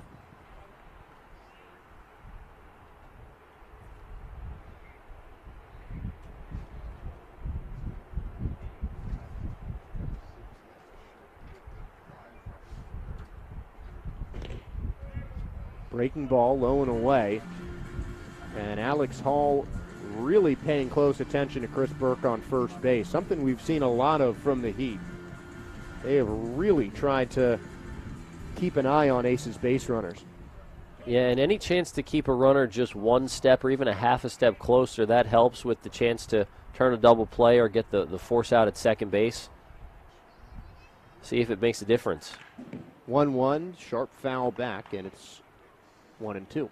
Yeah, these Aces hitters are getting really good cuts off of the Perth relievers tonight. Now, of course, Geraldo Catalina didn't even get an out, and things went well for the Aces facing him, and they saw the ball well against him. Hitters were patient. But even against Martinson, some good cuts, fouling off pitches, and same thing here against Rodriguez. 1-2. Outside, ball 2. And you're seeing a more patient approach from Whitefield after an aggressive first couple of at-bats. Led to the walk and the run his last time up. A big part of that 7th inning comeback rally. Yeah, and that was huge. Whitefield and Robson, both professional hitters, seeing a lot of pitches and knew that they had a chance to work a walk because of the guy on the mound with some control issues, and they let the pitcher come to them. High pop-up into foul territory. Bowie sprints toward it. That's going to smack the netting, and the count will stay 2-2.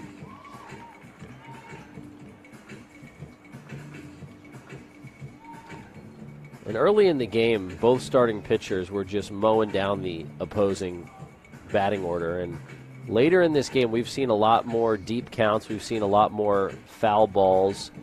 It's just gotten harder to get those outs late in the game with 2 really good teams battling it out in a close game.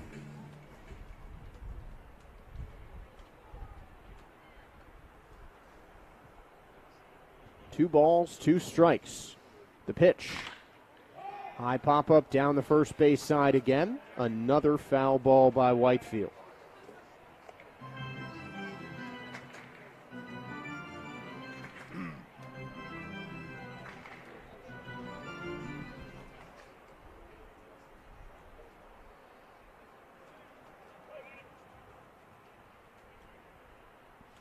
Really good at bat from Whitefield here. He's seen a ton of pitches, really wearing out Rodriguez. 2-2 again.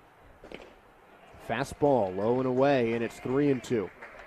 Still only 1 out in the inning, so the Aces could really make some noise here in the bottom of the 8th and extend that 1-run lead, give whoever comes out to pitch the 9th just that extra run or more of cushion. Aaron Whitefield works a full count for his 2nd straight at bat. You'd expect to see Burke going on the pitch. Here he goes. And that is drilled deep into left center field. But Cook camps under it, makes the catch on the track. That was a rocket off of Whitefield's bat, ending up as a long out number 2. Yeah, another hard hit ball for Whitefield that doesn't really, he doesn't get any luck there. A hard hit ball that turns into an out.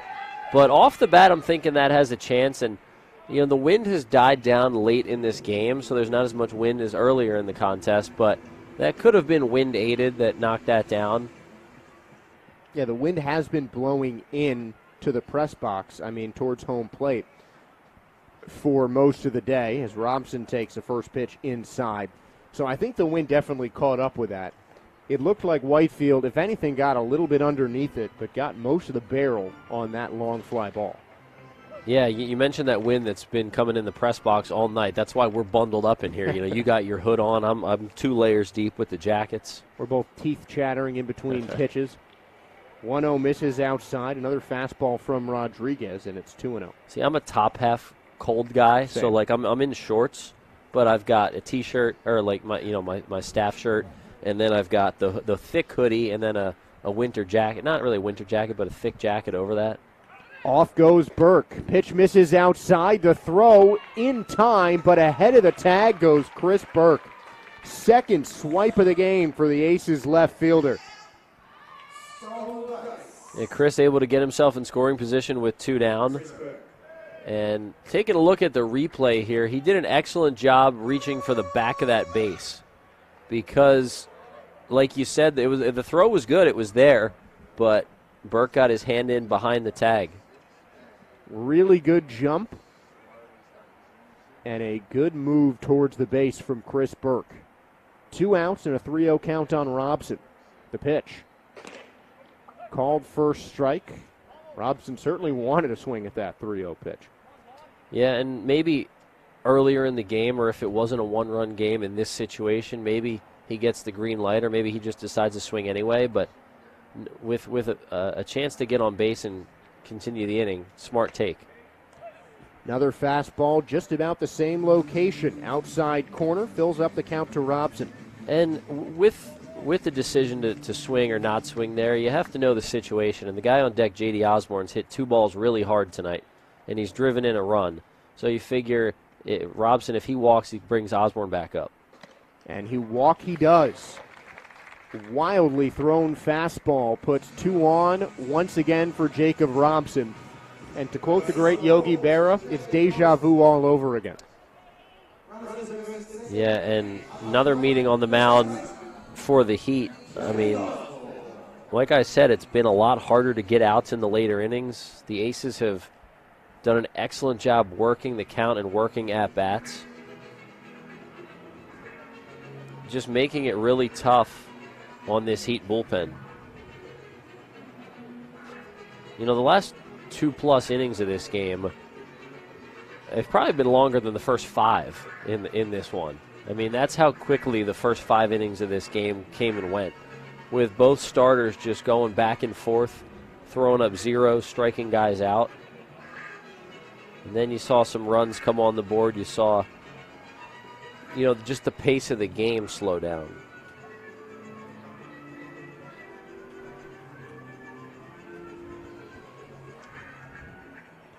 So back to home plate goes Alex Hall, and J.D. Osborne will head up to the right-hand his batter's box. He's responsible for all 3 Aces runs. A 2-run single and the go-ahead run scored off of a sacrifice fly. Exactly the guy that Graham Lloyd and the Aces want up at the plate right now. Good speed on second in Chris Burke. Good speed on first in Robson as Osborne swings and misses at a breaker.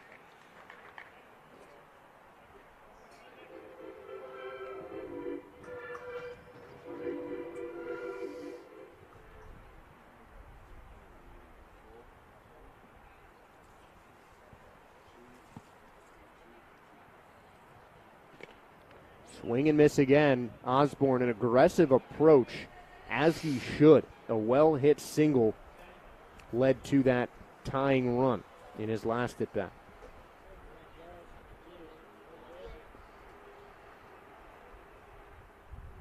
Oh-2 the count, 3-2 the lead for Melbourne. Bottom of the 8th. The pitch. Fouled away. Osborne stays alive. Big cut there from J.D. He's really seeing it well tonight, and you can tell. And his last time up, he came up against Catalina, who had walked the previous 2 hitters, and Osborne took the first pitch of that AB and then got it to a point where he had something that he could get the bat on the ball, get the barrel on it, and he sent one up the middle. 0-2 once again. 2 runners on, 2 out. Osborne has seen the ball better and better each game, it seems. 0-2. Drilled down the third base line and into left field with a base hit. Burke will round third and score easily. Robson is sprinting for home as Osborne's in with the double. The throw is late. J.D. Osborne, 4 ribbies, a double, and the Aces take a 5-2 lead. Have a night, J.D. Really swinging the bat well. 3 really hard-hit balls tonight. You know, that fly ball going the other way that was caught for an out earlier in the game, stayed true to himself, went up the middle to bring home the first 2 runs, and now bringing home 2 big insurance runs. That little backup slider there that caught a little bit too much of the plate over the heart of the plate, and Osborne just yanked it down the third base line, kept it fair. A really well-hit ball. Nothing Caminero could do about that. And great base running, particularly by Robson to score all the way from first, but Burke off on contact and went right home. 2 RBIs and 2 consecutive hits for J.D. Osborne. And now Junior Caminero is down. He might have landed funny on his shoulder when diving for that double. Yeah, that's the only thing I can think of because he didn't get any glove on the ball. And that was a tough play, and he did make a good effort. But how about J.D. Osborne, the way he's swinging the bat, came into this game with just 1 hit. It was a 3-run homer, and he's hit some other balls hard.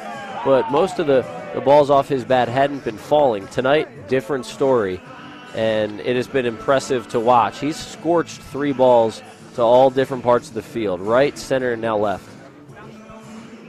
Seeing it well, hitting the ball everywhere. Osborne having himself a night as Caminero is up, but you can tell there's some discomfort. It looks like it's his throwing hand that has the injury, and we'll take another look at that RBI double. Yeah, right there, he landed right on his right hand, and he comes up kind of shaking a little bit. But once again, great base running by the Melbourne Aces. Not a chance to get Osborne. So Caminero will stay at third. J.D. Osborne's on second with an RBI double. And Matt O'Neill up at the plate as this game continues to go the Aces' way late. 5-2 their lead. All 5 scored in the last 2 innings. Osborne has scored 1 and driven in 4.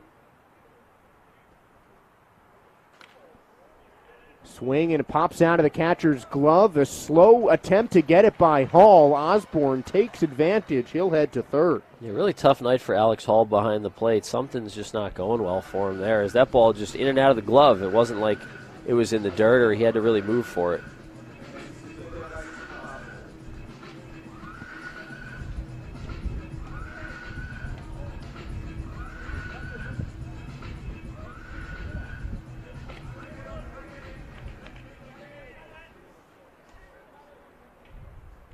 So 1-1 to O'Neill. Osborne 90 feet away from taking this out of being a save situation. 1-1. Chopped foul, 1-2.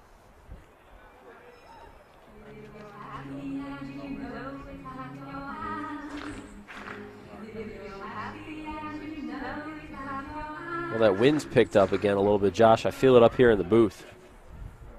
Yeah, it doesn't seem to be blowing directly into the press box now, though, so that's a good thing. 1-2. O'Neill lets it go, smartly so, 2-2. Well, you said you weren't trying to rhyme. That was just another coincidence? Yep. I'm a poet, and I didn't even know it. But you're trying to show it. I don't know. Just don't blow it. Vasquez scoops a ball up, hit right to him, and that ends the 8th inning. But not without some Aces damage. J.D. Osborne strikes again. 2-run double makes it 5-2 Aces, and now Melbourne will try and close it out. Mike Marcantonini back on the call for the ninth. For over 40 years, All Green Nursery has been providing the communities of Melbourne's western and northern suburbs the best advice and results for their gardens. Our retail centre, indoor plant space and expansive nursery floor showcases over 150 varieties of vibrant plants, most of them grown locally right here in Werribee South. We have qualified horticulturalists on site to help assist with all your gardening needs, and our home decor section is stocked with a full range of quality options. All Green Nursery, your local plant nursery and garden centre. Visit our sites in Hoppers Crossing and Epping.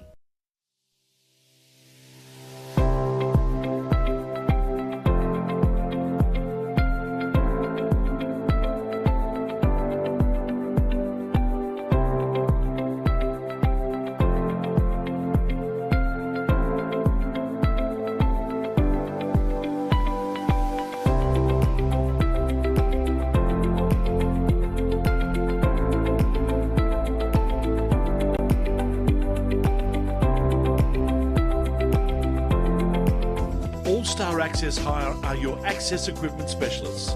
We have an extensive range of state-of-the-art equipment and we pride ourselves on delivering outstanding customer service. We have the youngest fleet of equipment in Victoria and we are consistently adding new machines. We get to know our customers and form partnerships with them. This video is of our partnership with the Victorian Government at Reservoir Station. All-Star Access Hire are proud sponsors of the Melbourne Aces and our All-Star Bar. The Melbourne Aces lead the Perth Heat 5-2, top of the ninth inning. Aces with 3 more outs to get before they can put one in the win column. It's been all J.D. Osborne tonight. He's driven in 4, he's scored 1, accounting for, in some way, all 5 of the Aces' runs tonight. We've got another punt 1-2-3 pitching change as the Aces look to close it out. They will turn to left-hander Stephen Kent, who tossed 3 solid innings in the 13-inning game against Geelong last weekend. Gave up 1 run in those 3 innings. He looked really good in his first outing of the season. So it's Stephen Kent who gets the ball with a chance to close out the Heat. Aces looking for a come-from-behind win. They trailed 2-0 entering the bottom of the 7th inning.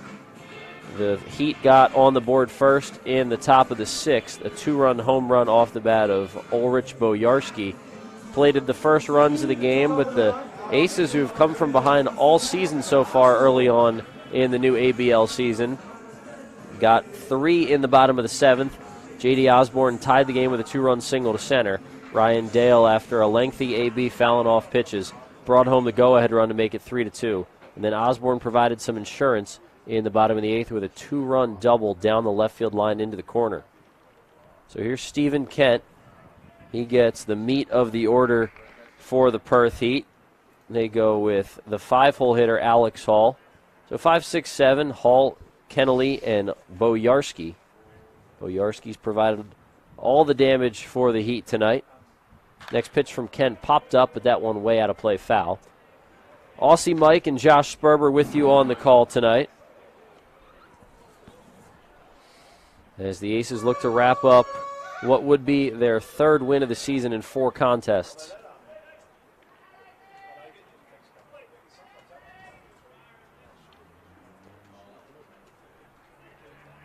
If things hold out, Jack Fox will be the winning pitcher. Brian Flynn, 5 innings of shutout baseball. Struck out 9, walked 2, and gave up just 2 hits. Fox gave up a 2-run home run off the bat of Bojarski in 2 innings of work.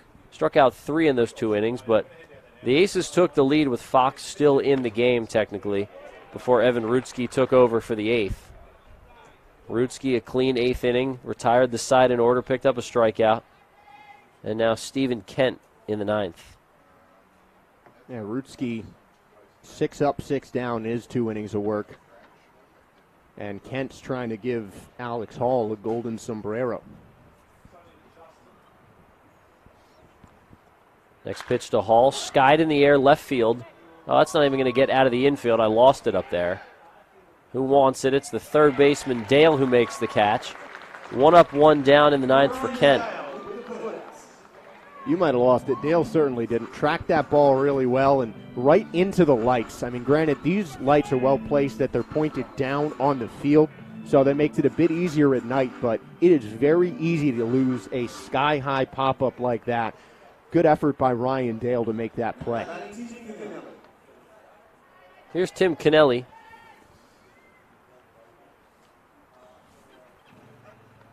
Longtime Perth Heat veteran, swings and misses at a pitch down from Kent.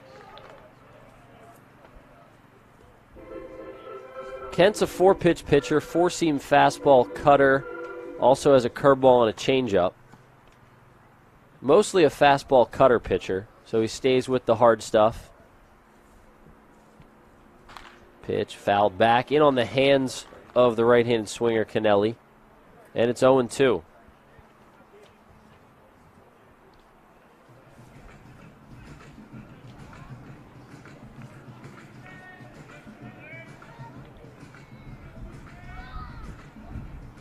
And the Heat need a spark. Kennelly really kind of needs to be the guy to give it to them. Longtime vet, as we've mentioned, and a big spot for him. Next pitch, tapped foul, and the count remains 0-2. He's going up against a guy who knows him well. Steve Kent, another player who was with the Aces, or with the Australian national team, I should say, though they were mostly the Aces, in Japan for that little tune-up series for the World Baseball Classic.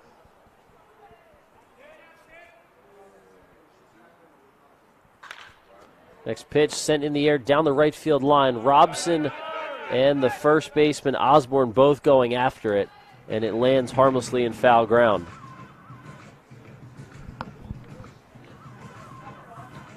So Kennelly making Kent work here as the Aces look to beat the Heat in Game 1 of this series.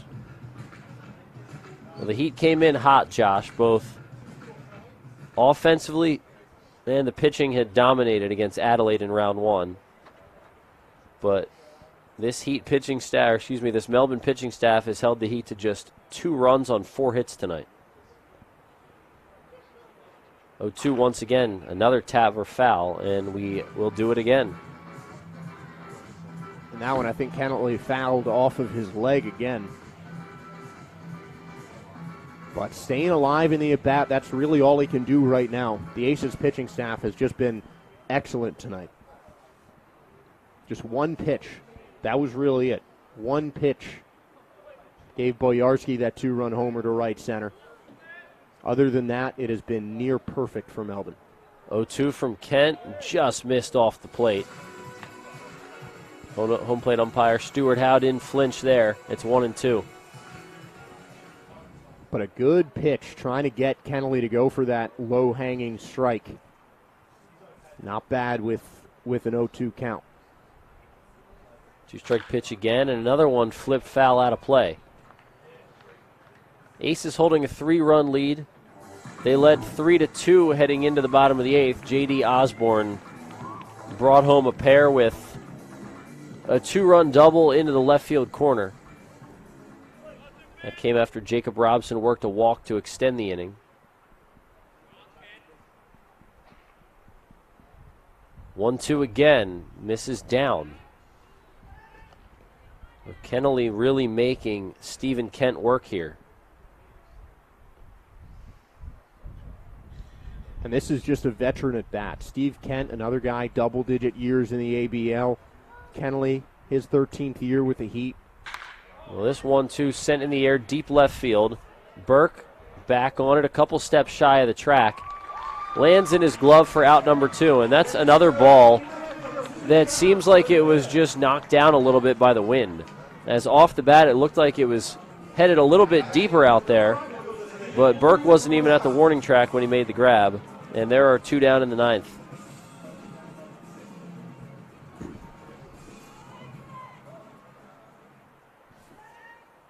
So Boyarsky, the last chance for the Heat. 2 hits for him tonight, both for extra bases, a double in the 2nd, the 2-run homer to right center in the 7th. He has half the Heat hits. Big cut there, and he's down 0-1. Well, the Aces had a rough start to their season. A 3-0 shutout loss with no extra base hits in Game 1 last Friday against Geelong. They trailed in the game that they eventually won in 13 innings. It wasn't until the later frames where they were able to tie it, force extras, and then a comeback win down 2 in the bottom of the 13th. They ended up scoring 5 in that frame to win it. A 6-3 wire-to-wire win on Sunday, rain down on Monday. Now a chance to add to the winning streak here. Swing and a miss. So Kent 1 strike away from making it 3 straight W's for the Aces. J.D. Osborne's driven in 4. He scored a run. And 4 Aces pitchers have held the Heat to just 2 runs on 4 hits. The 2-strike pitch misses inside, and the count evens up 2-2.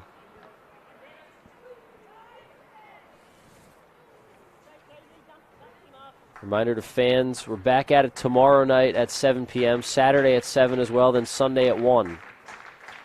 Aces and Heat, big-time matchup here. The 2-2 from Kent. That one misses high, and the count runs full. So Kent facing Kennelly and Boyarsky, deep counts. Had to throw a lot of pitches, but still a chance to retire the side in order. Kent has his sign from O'Neill. Here's the 3-2 pitch, tap foul. We'll do it again. The last Heat base runner was Jake Bowie, who singled with 2 outs in the 7th. Just 7 base runners all night for the Heat, 3 walks and 4 hits. Kent with a chance to finish off the W. The 3-2 pitch just missed outside. And that will extend the game. It'll bring up Bowie, who I just mentioned was the last man to reach base before Boyarsky. So Boyarsky, a nice night. He's reached safely 3 times. Tying run is still in the on-deck circle. So Kent has some breathing room working with that 3-run advantage.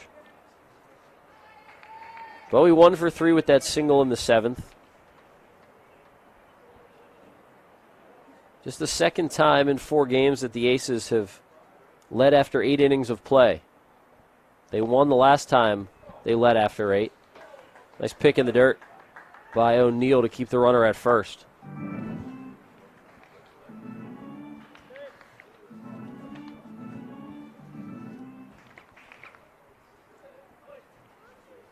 Kent working out of the stretch for the first time tonight.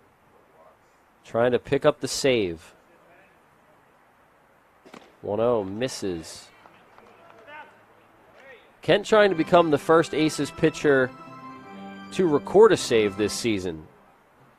Dan McGrath threw a complete game in the second Aces win. The first Aces win was an extra inning walk-off. There was no save. So this would be the first. Pitch misses high. And the question was who was going to come out for the bottom of the 9th to try to close this thing out after Rutsky threw the 8th and Fox threw the 6th and 7th. And the choice was Kent, who's well rested. 3-0 way upstairs, ball 4. And that brings the tying run to the plate, and Matt O'Neill will head out to the mound to chat with Kent.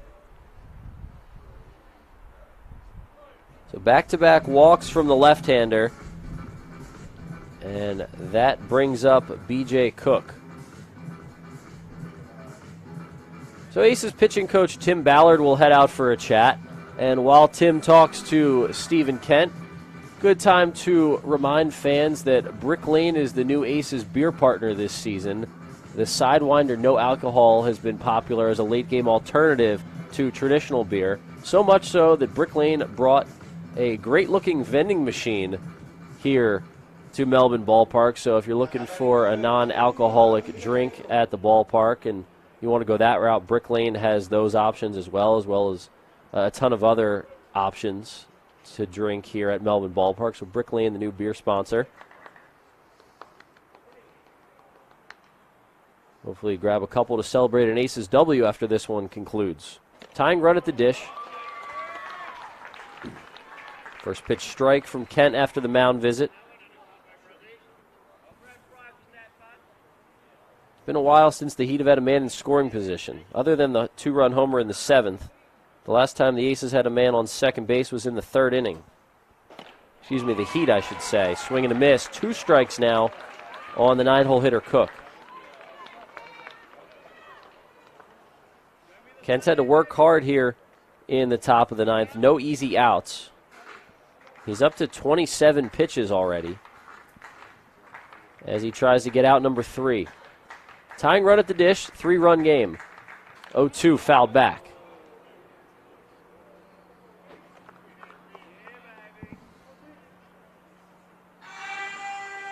We'll be live for the Brick Lane pregame show about 10 to 15 minutes before first pitch tomorrow night. First pitch scheduled for 7 p.m. This is game 1 of 4 between the two clubs. 0-2 just missed inside. That one was close. Ken couldn't get the call. He is approaching that 30-pitch mark.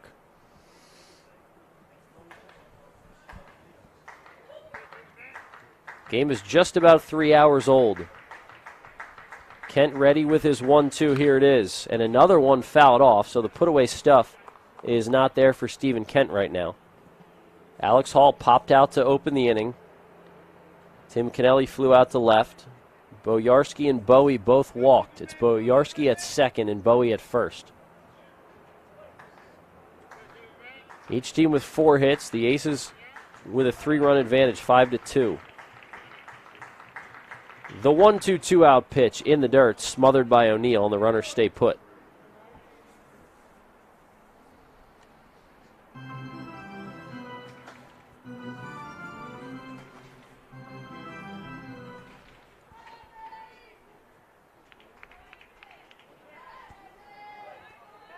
Cool night at the ballpark. It's a dry night, and that's all you can ask for. 2 balls, 2 strikes, 2 outs. A called strike 3 on the top of the zone. And there it is. The Melbourne Aces take game 1 of 4 over the Perth Heat by a final score of 5-2. Stephen Kent picks up the first save of the season for an Aces pitcher as he navigates a scoreless top of the 9th inning.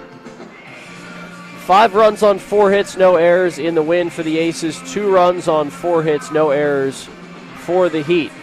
A come-from-behind win for Melbourne tonight, as we will recap this Aces win for you.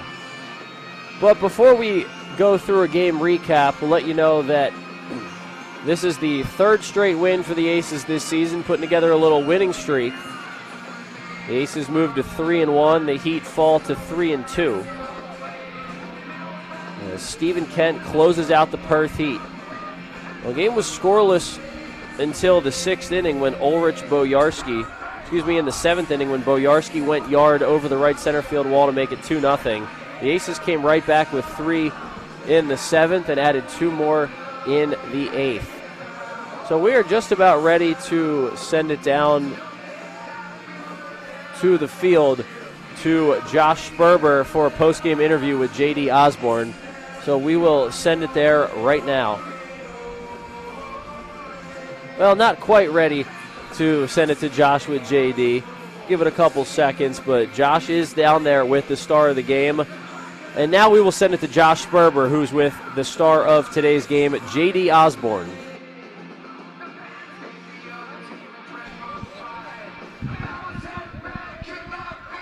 Aces TV, we're here with J.D. Osborne. He drove in 4 of the 5 runs for Melbourne so far this game. What was your thoughts about just the end of the game for you? Honestly, the team came out and we were a bit flat at the start. It was a little bit cold. We were right behind Flinner the whole time, though. We were staying with it. And, the boys rallied a little bit and just ended up finding that little extra kick that we needed there, about in the 7th inning there. So we pulled it around. And big base running from Jacob as well after that. I mean, can you take me through what really went on in your head during that experience? It was a slider. I was just trying to stay in the big part of the field, not do too much. Ended up putting one in play up the middle there. I knew Whitey would get in there, and then I was coming around first base trying to see where that throw was going to be, see if I could maybe scoot up, get an extra base or something. And next thing I knew, there was a dot being thrown to second, and then ball to home plate, and Robson was in, the midst of it. Yeah, he's shifty, man. Really good player. He's really fast. Probably, one of the only players that could end up getting all the way around there in that situation. But yeah, it was awesome. It's fun to watch. Yeah, not one of the most conventional ways to tie up a game, but certainly got the job done. And then in that 8th inning, do you really have any kind of mindset already with the lead, just trying to get those extra runs on? Yeah, not trying to do too much, honestly. I was staying on the heater. Yeah, took a bad swing there, and then, stepped out, took a breath and relaxed there, and then just got back on the heater and tried to just put the ball in play and help the team win, and it ended up helping out the team, so it was good.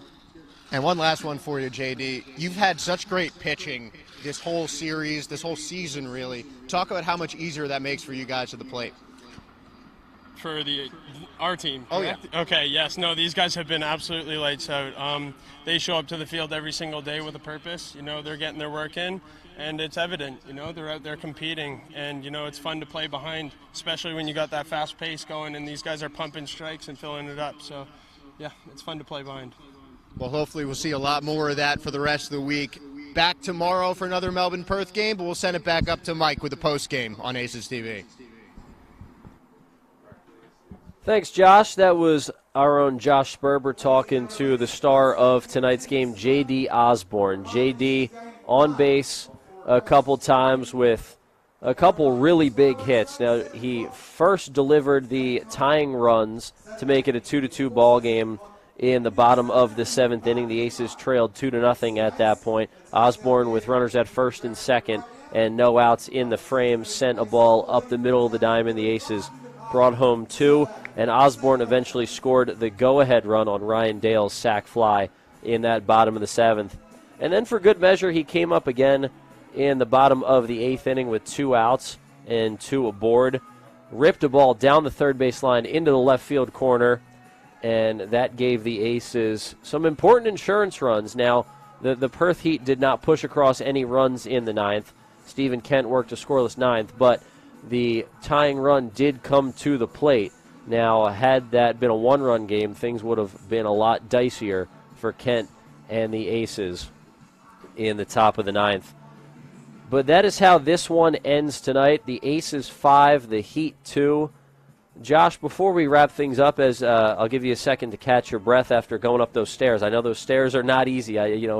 We're up and down those stairs a lot. But you just did the post-game interview with J.D. Osborne down on the field. J.D. had some really good things to say, talking about stepping out of the box and regrouping before he delivered that those big knocks. Just an all-around great game from the Aces, but J.D., of course, was the star. Yeah, I mean, he scored the go-ahead run, tied it up with that RBI single, and then just put on an extra 2 for insurance in the 8th. Fantastic game for JD, certainly his best in this young Aces season, and you just got to love the confidence that he had in his pitchers as well. You can tell that it's really just a great team atmosphere, and it was a team effort that got the Aces the win tonight. The competitive juices were flowing tonight. Great vibe around the Aces as they pick up their 3rd straight win. Back at it tomorrow with a chance to make it 4 in a row. The Aces move to 3-1 on the season. The Heat drop to 3-2. Another come-from-behind win for Melbourne. Game was played in 3 hours and 1 minute in front of 699 fans at Melbourne Ballpark.